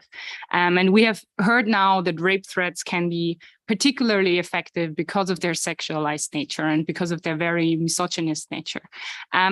And we see, and this is also something that you address in your paper, that there are similar patterns when we speak about other attacks online, for example, disinformation and targeted disinformation, which are often really attacking the reputation of women journalists, which can be equally effective in silencing them. Your report is part of our SAFE project, so of the project of putting a spotlight also on artificial intelligence and the impact it has on freedom of expression, and a follow-up to a certain degree to the roundtable on AI and disinformation that we had last December. It really highlights the consequences of malign information campaigns and also how technology is used for that. You state in the introduction of the paper, if I can quote you, that you say often technology is used or misused both for threats against national security, but also threats against democratic values and freedoms. Can you provide an overview of the report regarding these patterns and also the impact it has on the public sphere, especially from a gender perspective? Sure. Thank you so much. I appreciate the invitation to address you, and I apologize that I am doing it remotely. However, I want to just jump in right away and kind of focus on a few different dimensions. First is really looking at state-sponsored disinformation campaigns and how AI and machine learning are implicated in these. And there really is this feedback system. So first of all, state-aligned information operations, which refer to the coordinated efforts to manipulate AI, artificial intelligence systems, and psychology, are gaining increasing importance and prevalence around the world. We see that they have become a central element of domestic politics and geopolitics in countries around the world, and that state-aligned media are an integral part of this disinformation machinery. This machinery is perpetuated and propelled both by state government and political party apparatus, as well as by a burgeoning industry of private Black PR firms and other supporting operations that help manipulate social media and the algorithmic design of these platforms. In particular, gendered disinformation is a defining component of state-aligned information operations. So this research is built on 7 years of my work at the Committee to Protect Journalists, as well as additional research and interviews and review of the academic literature. What I see is gender disinformation in this respect when we talk about women journalists is that it is a form of weaponized information operations that are primarily aimed at women in public life, such as journalists and politicians that leverage social media and algorithmic amplification, not just, as you said, Julia, to kind of destroy people's reputations, but to more broadly perpetuate misogynistic tropes, reputational threats that are aimed at dissuading women broadly from participating in public life and expressing themselves freely. They seek to decertify women journalists and rob them of their symbolic power in framing contests. I'm going to talk about framing, agenda setting, and certification as really key components of how we understand what these state-aligned disinformation and information operations are aimed at doing, and why AI and how AI and machine learning impact this. Because the strategy of targeting journalists is aimed at denying the news media agenda-setting power, framing journalists in their profession as fake news, and decertifying journalists, particularly women, as legitimate actors in the public sphere. And online harassment is aimed at undermining the credibility of independent journalists and journalism, handicapping and denying them the ability to compete in agenda-setting contests, while preventing their reporting on information operations from being framed as a legitimate topic of public interest. Because we've actually seen that the disinformation beat has become something we're seeing around the world and in journalism. And this is, of course, of public interest. These campaigns are leveraging the design of social media platforms and the AI systems that power them to pursue a strategy of undermining, drowning out, and delegitimizing real news through coordinated efforts to silence independent reporting, critics, and manipulate public opinion. This coordination leverages the underlying logic of network effects, where the value of a product or service to a user increases with the number of other users using the same product or service. This is why Facebook, YouTube, Google, Twitter, et cetera, have such an important role in this. And coordination uses various AI processes that shape content circulation on social media, because algorithms essentially provide instructions and organize information based on a vast number of signals. And they are embedded in content moderation and curation systems, in search engines, and the underlying ad tech infrastructure of the contemporary internet. So automation through algorithmic instructions and progressive machine learning influence content and account removals, shadow banning, prioritization and deprioritization, promotion and demotion, curation, monetization of content, all of which are crucial to journalism. And AI can also be deployed prior to publication and thus in advance of moderation through upload filters and hash databases. Furthermore, the increasing prevalence of fake and manipulated multimedia and automatically generated text creates new perils for journalism and disinformation, because AI and machine learning techniques, including, for example, natural language processing models, neural networks, and generative adversarial networks that can learn and improve their functioning, have led to cheaper, more sophisticated, and widespread use of AI tools to create deep and shallow fake technologies. And they're also giving rise, as I mentioned before, to an entire industry designed to affect these AI models. So we need to get to the root of the problem, which is that algorithms and AI systems more broadly are built and trained on data. And so the prevalence or the lack of data can have a significant influence on training models, on machine learning, which in turn underpin content governance systems that impact the spread of disinformation and the ability to weaponize information operations. So, for example, AI systems on major social media platforms work better in some languages than others. This affects women journalists more broadly around the world, because if you're in a poorly resourced language online, it means that the algorithms and AI systems are even more susceptible to manipulation and harder for the platforms to deal with. Regulators could require more information about the allocation of platform resources to support content governance in relevant languages on their platforms, and commit to involving natural language process machine learning for underrepresented language in countries where they operate profitably, for example. The importance of addressing this is multifaceted, because journalism content is used extensively in natural language processing, facial recognition, and synthetic media development, machine learning, and other AI systems to develop and train data sets. This means that harassment and disinformation and gender disinformation could be further codified through AI in harmful ways, particularly in poor resourced and underrepresented languages. So just to kind of wrap up, the fusion of AI and disinformation robs the public of its right and ability to participate in the agenda setting process, which is core to democratic politics.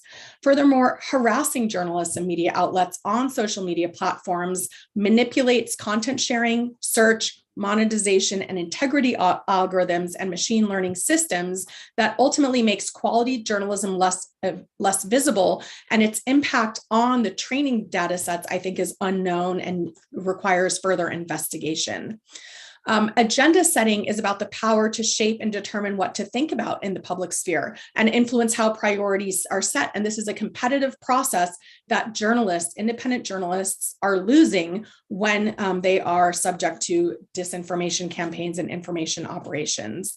The increasing efforts of state-aligned information operations, coupled with the economic incentives for clickbait, journalism, and regurgitated journalistic content, can need to be addressed. And I think in the next session, we will discuss, or the next section, we will discuss recommendations. Thank you.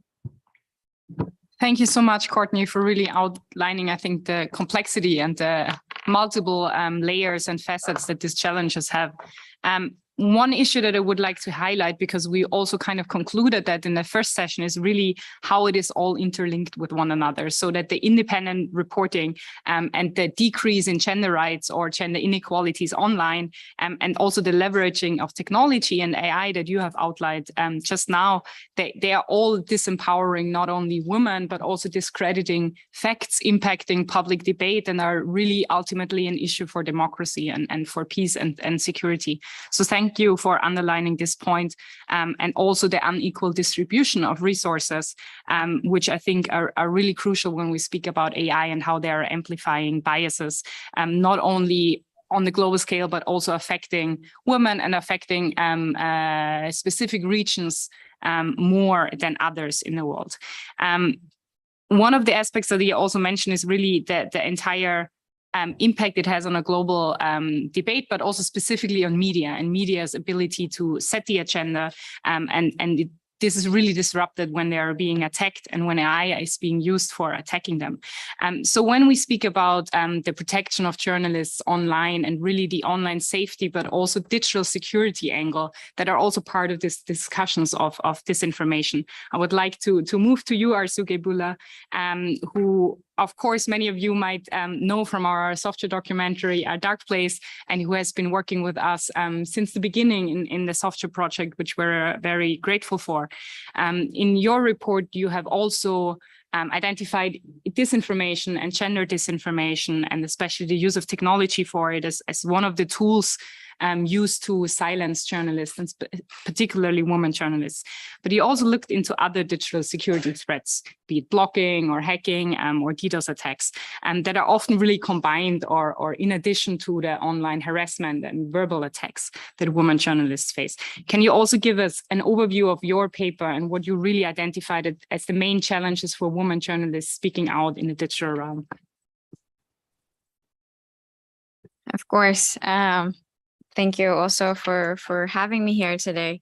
And also thank you for mentioning that I was here, I guess, from the start of the software project, because 7 years ago, I was invited to this very building to share my firsthand experience of targeted harassment I faced online for the work I did as a journalist. And at the time, I knew little of remedies that existed in place to help journalists like myself who've had similar experiences. But also at the time, I think the work on online harassment and targeting was just starting, or at least finding the solutions and mechanisms and looking for ways and ideas to mitigate this phenomenon that we were all kind of witnessing firsthand. So since then, much work has been done in recognizing that online harassment targeting journalists, specifically women and marginalized groups, is a global problem. It continues unabated, and while there has been progress addressing safety of journalists online, it has not been enough, nor it will be, unless there are efforts on a multi-stakeholder level. And this is what I also try to emphasize in the report, that it isn't just one solution that could potentially work. It's going to take a commitment from various stakeholders to actually even get to the gist of the problem in itself. And yes, even then, it's not certain that such efforts would eliminate the targeted harassment online, as technology continues to evolve in the absence of checks and balances. Digital authoritarianism prevails in the absence of mechanisms to control its spread. And journalists worldwide continue to face threats, not only online, but offline as well. So what can we do with the resources we have? This was one of the questions I asked myself when putting together this report on online safety and digital security for all journalists. As someone who practices and has trained other journalists on digital safety tools, I know that encouraging targeted communities and community members to resort to a set of digital security tools or introducing online harassment measures does not solve the issue of threats and silencing attempts against journalists at the heart. It only places a temporary bandage. While there's a greater knowledge and awareness of general practices that provide a layer of safety, these practices often become useless as threats have become a norm. They have become more consistent and more overt. The gravity of the online targeting is further challenged by the governments, which are resorting to such measures as changing laws and regulations, thus shifting the restrictions to online spaces and contributing to an environment of fear. As a result, the basic understanding of digital security tools and threat modeling, which is often used in trainings on digital safety and security for journalists, are often based on less pervasive attacks. They're also lagging behind as a result, making it much harder for those targeted to mitigate risks while continuing their work in sometimes highly hostile environments. So this holistic approach to digital safety design brings me to the second challenge identified in the report. And that was something that was mentioned in the earlier session on platform accountability, especially when it comes to vague content moderation policies deployed by these platforms. The over-reliance of platforms on machine learning algorithms poses several human rights concerns, in particular, as these algorithms are shielded from any external review, negating the principles of transparency and accountability. The inherent belief that AI systems are less biased and scale better than human beings is inaccurate, in particular when it isn't adjusted to the languages other than English, which is something that Courtney just mentioned as well. Technology is also not gender neutral. The technology that is driving the AI is not gender neutral. And so it's crucial that platforms engage with individuals with contextual knowledge and understanding of certain political and social contexts, as well as local languages. And I cannot emphasize the importance of really focusing on the political social context, but also really bringing in the language capacity in order to be able to actually effectively mitigate the risks faced online as a result of the absence of these mechanisms. And of course, finally, keeping humans in the loop. Otherwise, cases where news reporting, for instance, is taken down from social media platform, it's taken down based on a request made by a certain government. This is just an example based on plenty of examples that we've seen happen in the past with social platforms. So this news platform is taken, the news media is taken off the Facebook or any other platform as a result of allegedly some problematic content that is being reported on. But in reality, there is no problematic content. In reality, the problem in itself is that the news outlet that is being reported is actually an independent platform, and that the government that is reporting on the independent platform isn't interested in having it online due to risks that come with having independent media in certain restrictive regimes. And had it not been, and in the absence of platforms' understanding of languages and political contexts, these media or any other initiatives that do exist online get taken down by the platforms because there's no understanding. They just take it for granted what they're being reported on.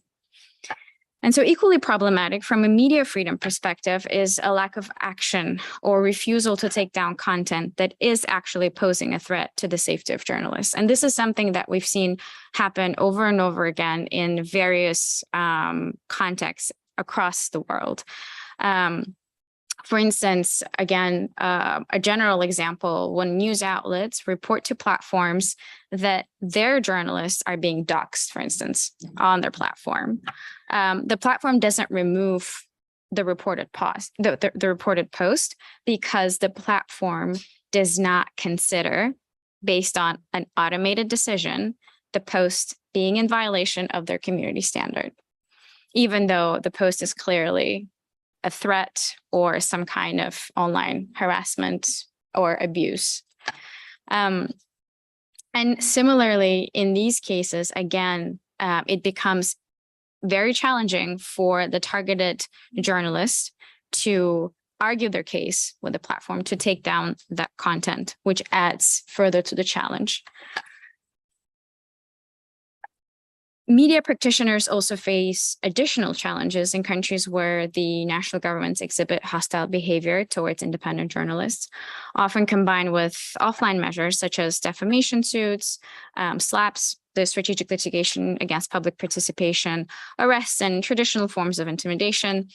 These governments also deploy a range of online tools known as troll armies, or they deploy account compromise, or there are DDoS attacks and the man in the middle attacks, and the list goes on because the list of digital attacks that journalists, media face online is really exhaustive and extensive, and there are all kinds of ways to silence a journalist or a media platform when you have all the tools in your possession. Which brings me to yet another and perhaps the gravest challenge addressing targeted harassment online, and that is the rise of digital authoritarianism. In 2021 alone, at least 20 countries suspended internet access, 21 states blocked access to social media platforms, and at least 45 countries were suspected of obtaining and deploying sophisticated spyware or data extraction technology from private vendors. What is more worrying is that established democracies lack consistent and collective strategic approach to combat authoritarian use of digital and online space. So where does this brief and bleak description of challenges leave us? It is part of today's reality, which is journalists live and operate in an environment where not only they're facing a more sophisticated technology targeting them personally, their work, colleagues, and sources, but also at a time of targeted, often gender-based and government-sponsored deliberate harassment and disinformation campaigns. Digital authoritarianism is reaching more corners of the world, while established democracies seem to lack effective coping strategies. And as a result, threats against journalists remain, and the nature of the attacks become more brutal and prolific, while also continue to erode the foundations of journalism by chipping away at journalists' resolve to provide independent, clear reporting of crucial issues. Moreover, while the list of potential risks journalists face continues to change and evolve, so does the landscape of actors, technology, and platforms. It is thus becoming increasingly harder for journalists to stay up to date with rapid changes of their digital security and online safety environment, especially in the face of attacks prompted by technologies such as Pegasus, which many of you are familiar with, and other intrusive surveillance. This is particularly true when the attacker has resources and technology available that journalists and the general public do not have. While threats continuously change and become more organized and sophisticated, the response mechanisms do not. This is not necessarily because all existing tools are outdated, but because the international community and responses are lagging behind. As such, there is a pressing need to engage a whole of society approach with all relevant stakeholders, from journalists, newsrooms to international organizations and governments, in order to really tackle this, and relying on digital security trainings as a way to solve journalist or news media platforms' issues that they face online is really not sustainable and is not long term, because having strong passwords, using encrypted software applications is not going to reduce the risk that you're facing online. It's not going to reduce the risk of you having your devices infected with surveillance technology. And so the overarching conclusion that I draw in the report, it is that we have to work together. And there are a list of recommendations that we're going to go into in the next round, but really it takes on an involvement of governments, of intergovernmental organizations, of companies and platforms as well as journalists and media platforms to really address the issue of safety of journalists within the framework of digital security. Thank you so much for this, again, very complex and indeed, as you already mentioned, quite bleak overview, but incredibly important. And there are many keywords also linking to what we have been discussing in the last session, like increasing authoritarian trends and how responses thereto are always somehow lagging behind. And really, we need to join efforts. So some of the words like also multi-stakeholder and holistic approach are, of course, things that are repeating, but really we need to make sure that they're not only repeated in this room, but also brought into effect. One last thing that I also find very important is this kind of, again, intersectional perspective that you also brought in, that we have these challenges, but women are being attacked more. And then also women from certain regions speaking certain languages where we don't have the resources and also not the focus by online platforms are affected even more disproportionately. This brings me to our last but not least speaker, who is again joining online, Silvia Cocharo from Article 19, who I think will also be helping us all to link it together also to the software work that we have been doing so far, because she is not only the lead of the global lead of the protection of journalists at Article 19, but also the main author of our software resource guide, and has been working on the safety of journalists and also the gender perspective for many, many years.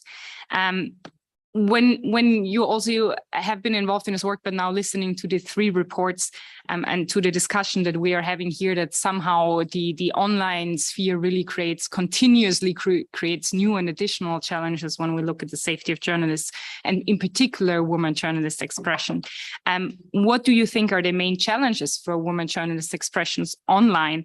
And what are the main recommendations, especially coming out of the software resource guide, to address them? Good afternoon, and thank you very much for the invitation.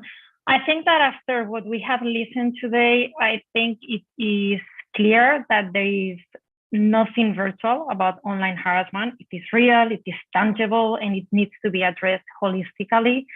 There is no one single solution, a magic pill. It needs a combination of legislation, policies, practices. It also requires building capacities and raising awareness, and course, it demands will by all actors.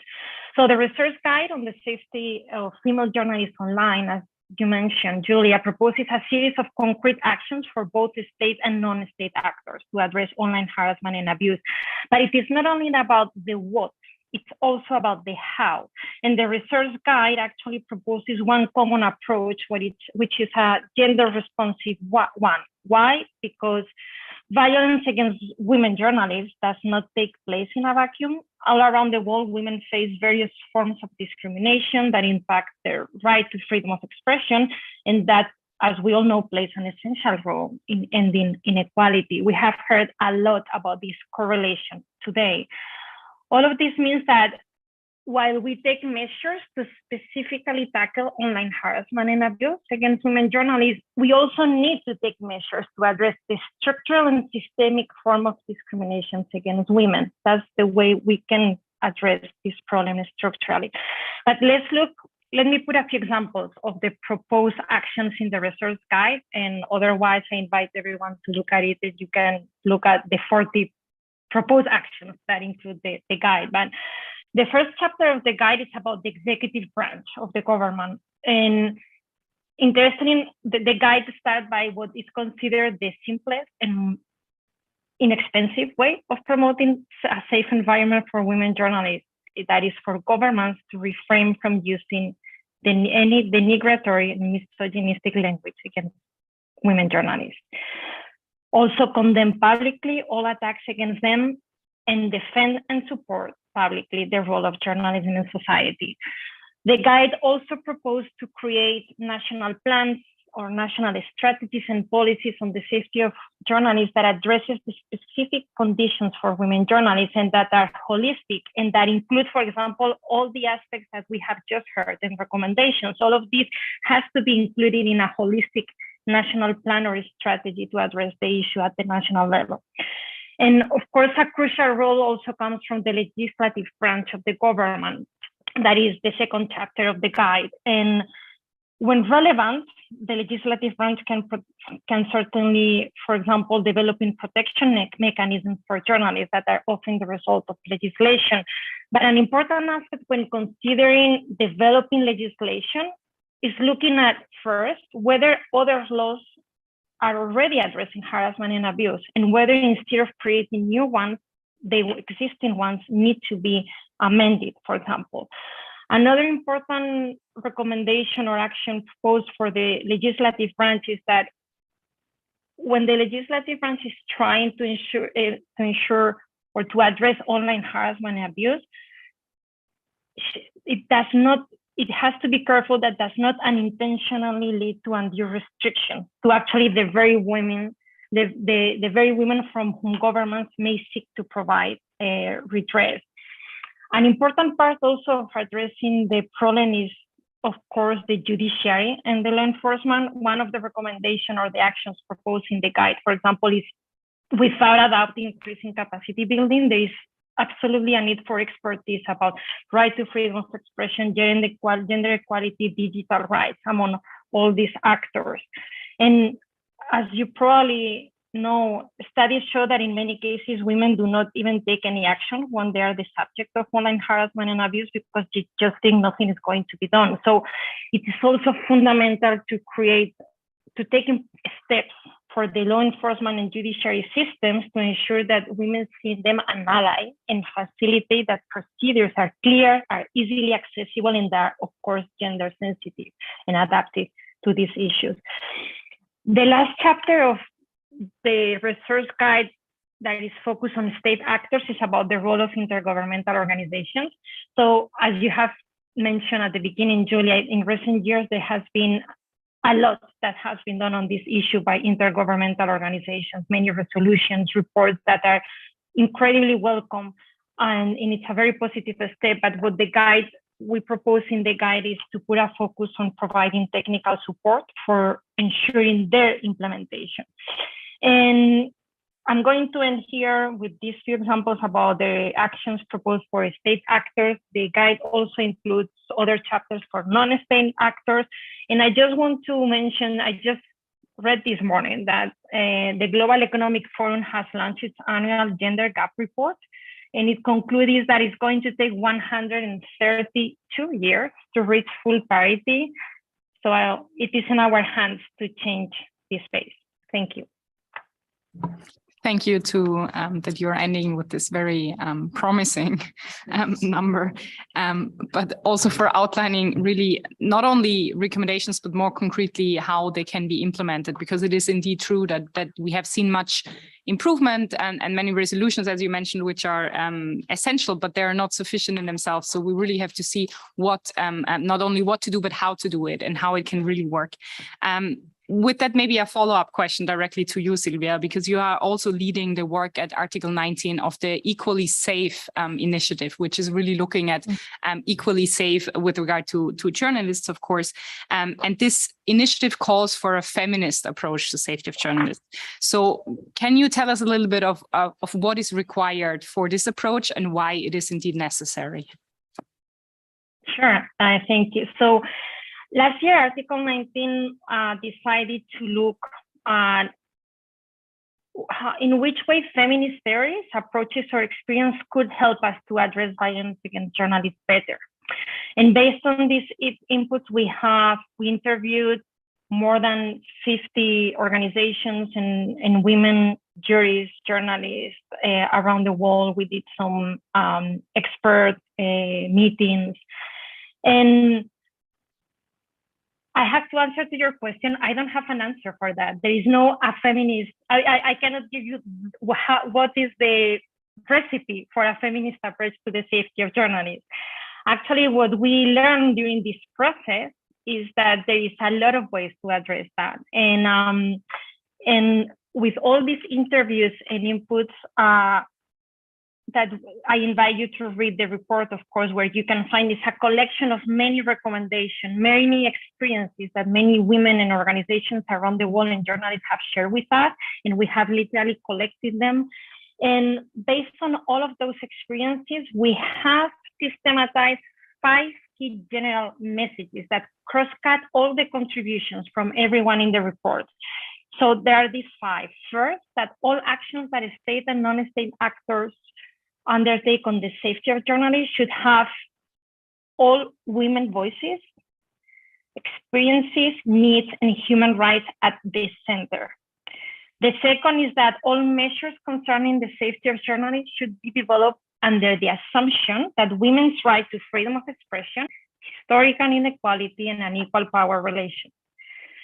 The third recommendation would be that all stakeholders involved in the safety of journalists should reassess the lens through which the safety of journalists is analyzed and propose solutions to the different risks faced by all women journalists taking into account all intersectionalities, race, age, religious belief, etc. The fourth recommendation is that all strategies and policies on the safety of women journalists must also consider the challenges and violence that women face in their professional, public, and private lives, because everything is interconnected.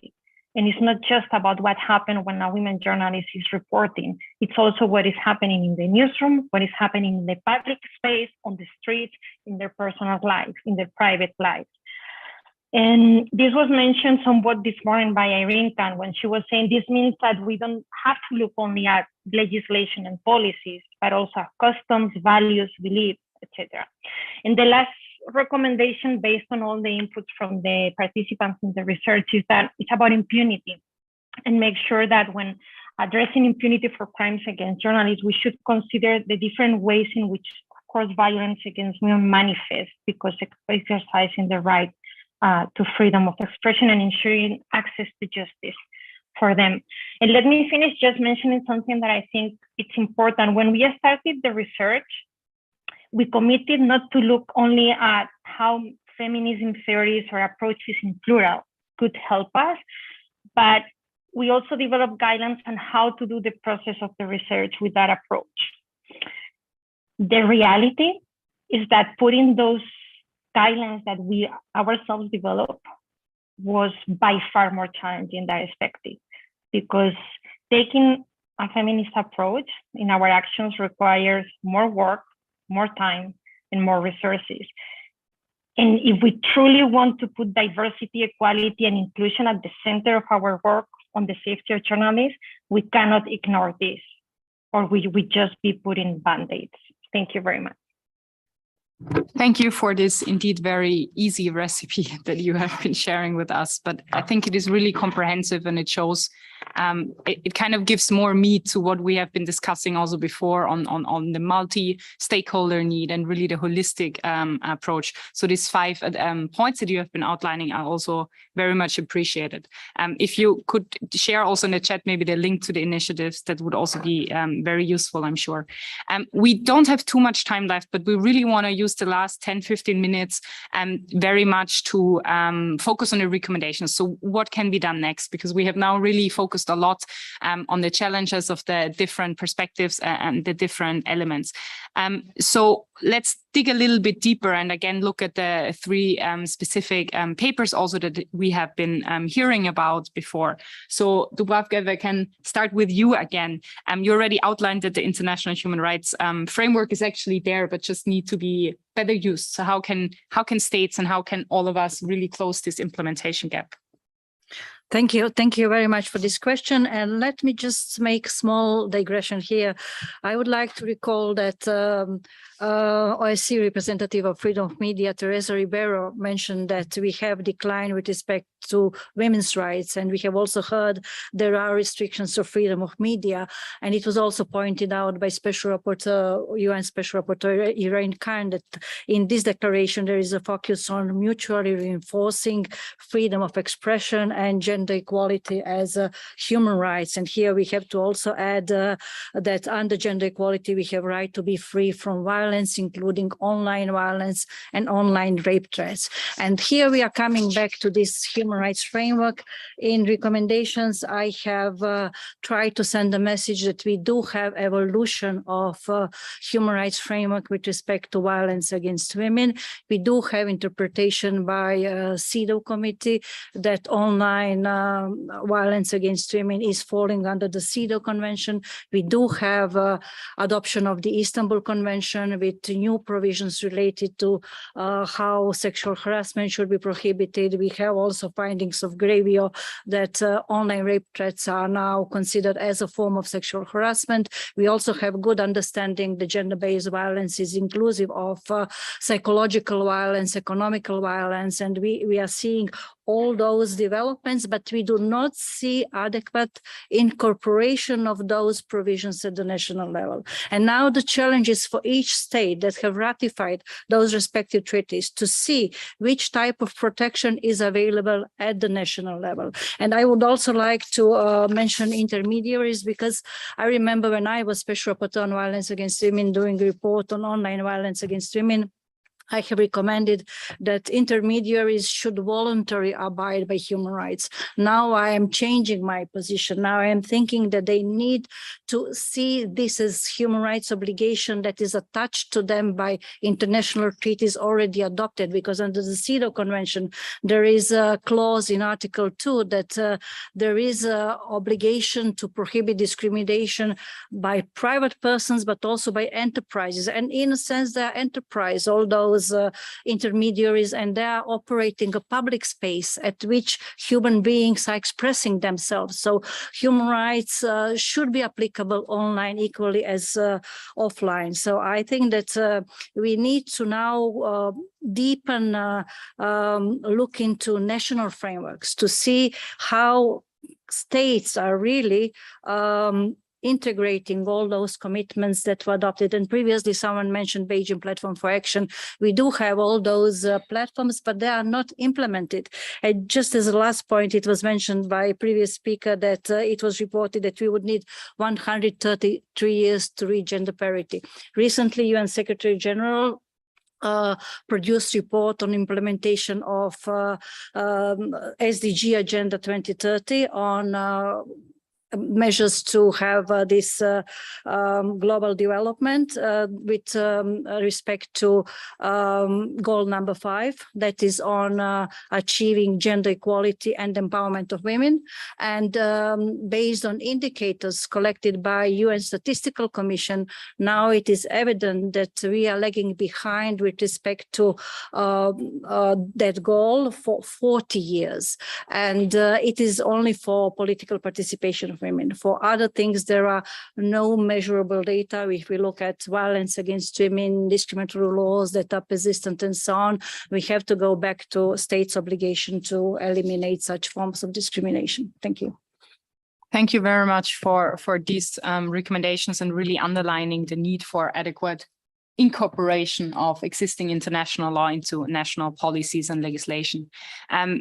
Courtney, for the issues that you have been raising, and also this kind of like this logic of AI and these challenges when we speak about technology and the use and misuse of technology, do we also here see an implementation gap, or do you have recommendations for new regulatory responses that are needed? Yes, absolutely. Thanks so much. And I would just, I want to highlight a thing that a few people have said throughout the past 2 sessions, which is that this is not an issue that individuals can manage on their own. And I think that is one of the highlights of my paper, is to look at how coordinated campaigns need tools that are far beyond the capacity of anything one individual can do. And so any meaningful efforts to combat disinformation will need to address the politicization of social media manipulation and influence operations, and particularly their integration into electoral politics. Research from the Oxford Internet Institute shows that at least 70 countries have weaponized information operations, including many OSCE members. So lawmakers should implement restrictions on the use of these tactics, the use of moderation mercenaries and Black PR firms and social media manipulation by those entrusted with public office and in democratic processes. Efforts to combat disinformation must recognize that there are tech firm responsibilities and that a range of private companies beyond just tech firms are implicated in information manipulation. So, for example, registration and financing limits on paid public relations firms, domestic and foreign, better oversight by tech platforms on how their platforms are used by state actors is essential. We've seen, for example, efforts to label state media in just a handful of countries. We should see more of that. More labeling will send better signals to algorithms and machine learning processes so that machine learning and AI can be more adept at making the decisions that are fundamentally at root in these systems. Furthermore, greater transparency about all types of advertising and paid content promotion is needed, not just about political advertising in a handful of Western companies. We need this across the board for any paid content promotion. And this could be implemented through existing election laws and paid advertising regulations, as well as through independent decision-making by the platforms themselves. Countries also need to require greater transparency for the platforms. But let's first talk about them practicing what they preach by adopting transparency requirements for state and government entities related to advertising and outreach and engagement on social media and messaging platforms. Now, I want to maybe disagree a little bit with Arzu. I mean, I think we are largely aligned, but I see no alternative to artificial intelligence and machine learning in our communication system. And therefore, we must develop systems that compel companies to improve their ability to use AI and machine learning in a way that respects human rights, freedom of expression, and privacy, and to increase increase transparency. And I think the human in the loop is important, but I think we need to make sure there's human oversight, but not assume that human content moderation is any better or worse than AI or machine learning. It's just a fact. You cannot moderate the billions of pieces of content online. And when you do that, it gets into the issues around freedom of expression, what content is allowed or not. So I think focusing on the systems and processes, reducing, for example, the economic incentives for clickbait journalism and regurgitated journalistic content would help deter at least a portion of the non-ideological actors, profit-driven actors that are active in disinformation networks that turn into online harassment against journalists. Similarly, state-aligned media needs to have some safeguards put in place. They often publish disinformation as journalism. State-aligned media certifies this as news and frames it as an issue of public interest. And such news washing is a common tactic that can trick algorithms into spreading disinformation and harassment. And news washing undermines the ability of algorithms that consider quality or publisher as a factor, as, for example, a Google search algorithm does, as opposed to, say, Facebook, where that is not considered. So, there need to be better technological indications put in place, even as there's greater responsibility taken by state media and state actors to reduce their involvement in these campaigns. And I think that tech platforms particularly must reduce the profitability of intentional and opportunistic disinformation operations. At a more fundamental level, social media platforms need to improve the identification of quality journalism sources. So it's not just about preventing bad actors and preventing disinformation, but also about elevating and protecting quality journalism sources, incorporating this data into the design of algorithmic recommendation and ranking systems.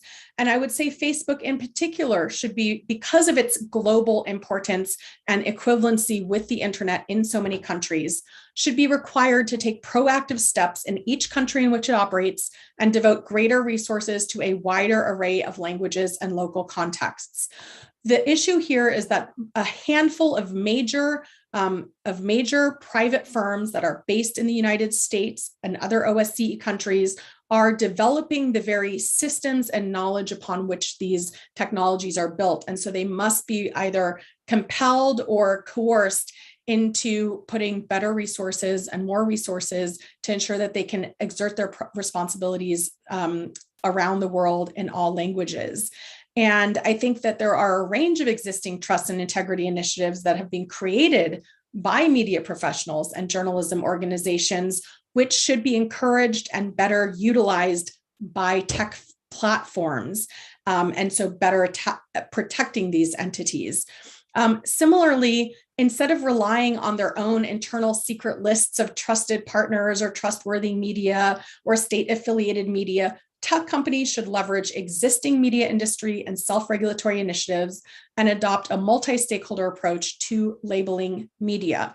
And I'll just conclude with a couple of notes. Is one, we must develop ways to identify and track deep fake technology across the internet, not just in images, but also in text and sound.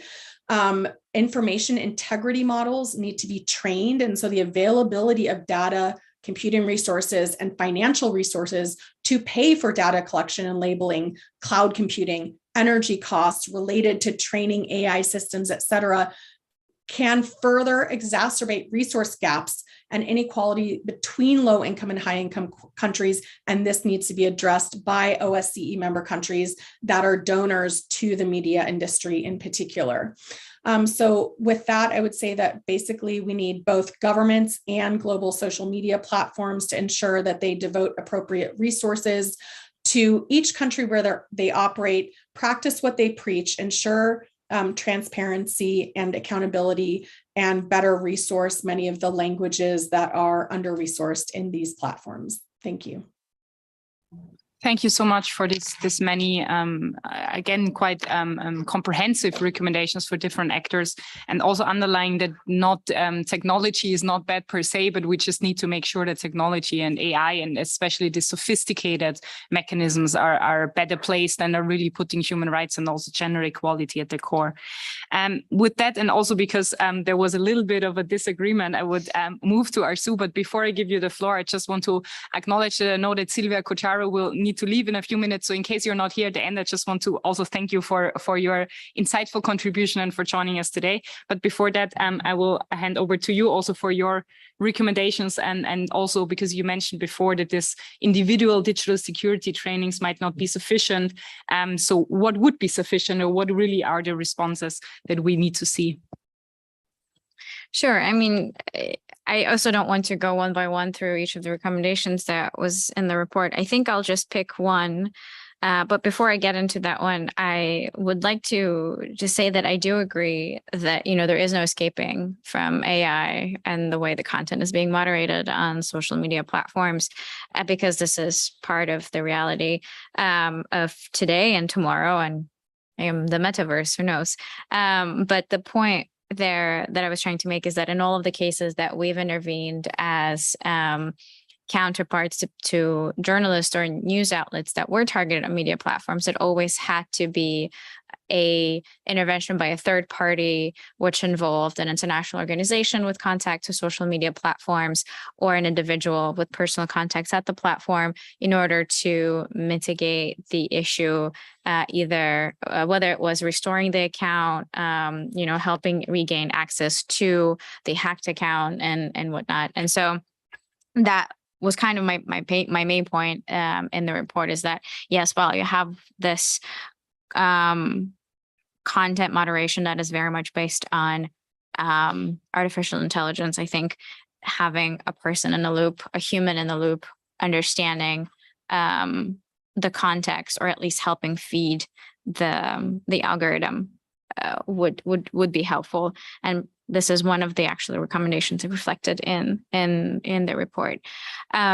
So the one of the many recommendations I think I would like to focus is on the digital security trainings themselves, and how they need to be rehabilitated almost to the threats that are being very much prevalent in today's world. You see, a lot of the digital security trainings that I've been to myself focus more on the tools. And yes, of course, there are more sort of scenario-based approaches when you engage your journalists or your newsroom on specific case, bring in experience and examples. But I think this is the type of training content that needs to be really developed into a form of almost curriculum that needs to be distributed across all newsrooms globally, because this is not, digital security threats are not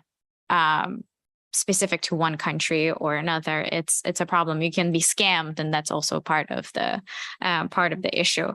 So expanding on the manuals that exist, definitely not creating any more digital security manuals. We do not need any more manuals on digital safety. There are plenty of them out there. And I'm forever grateful to so many different international organizations that have been involved in developing various tools addressing digital security.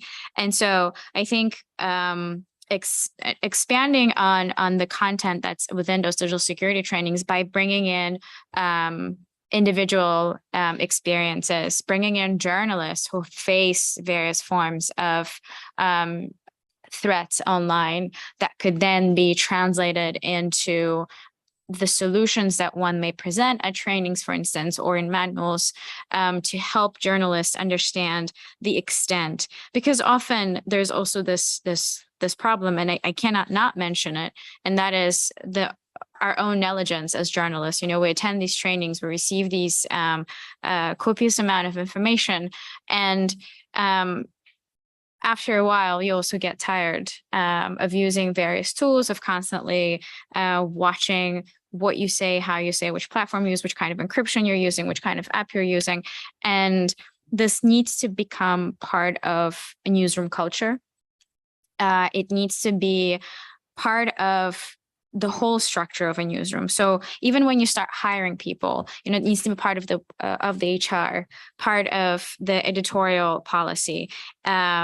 It cannot be just adapted from one angle as a solution, but really needs to be a more comprehensive approach in order to be able to really find it useful in a way and make sure that it's long lasting and effective. And I think I will end it here. But once again, the report has a lot more detailed list of recommendations. But I think this is one that I really wanted to focus on specifically because, again, I see it quite often that newsrooms do adapt, but the adaptation to the digital security tools or training new, existing, and more veteran journalists within the newsrooms doesn't always happen on a regular basis. And I think this needs to be part of the culture. Thank you so much for all your recommendations. And also, I think we really see how they're interrelated and also really link back to what we have been discussing in the first session.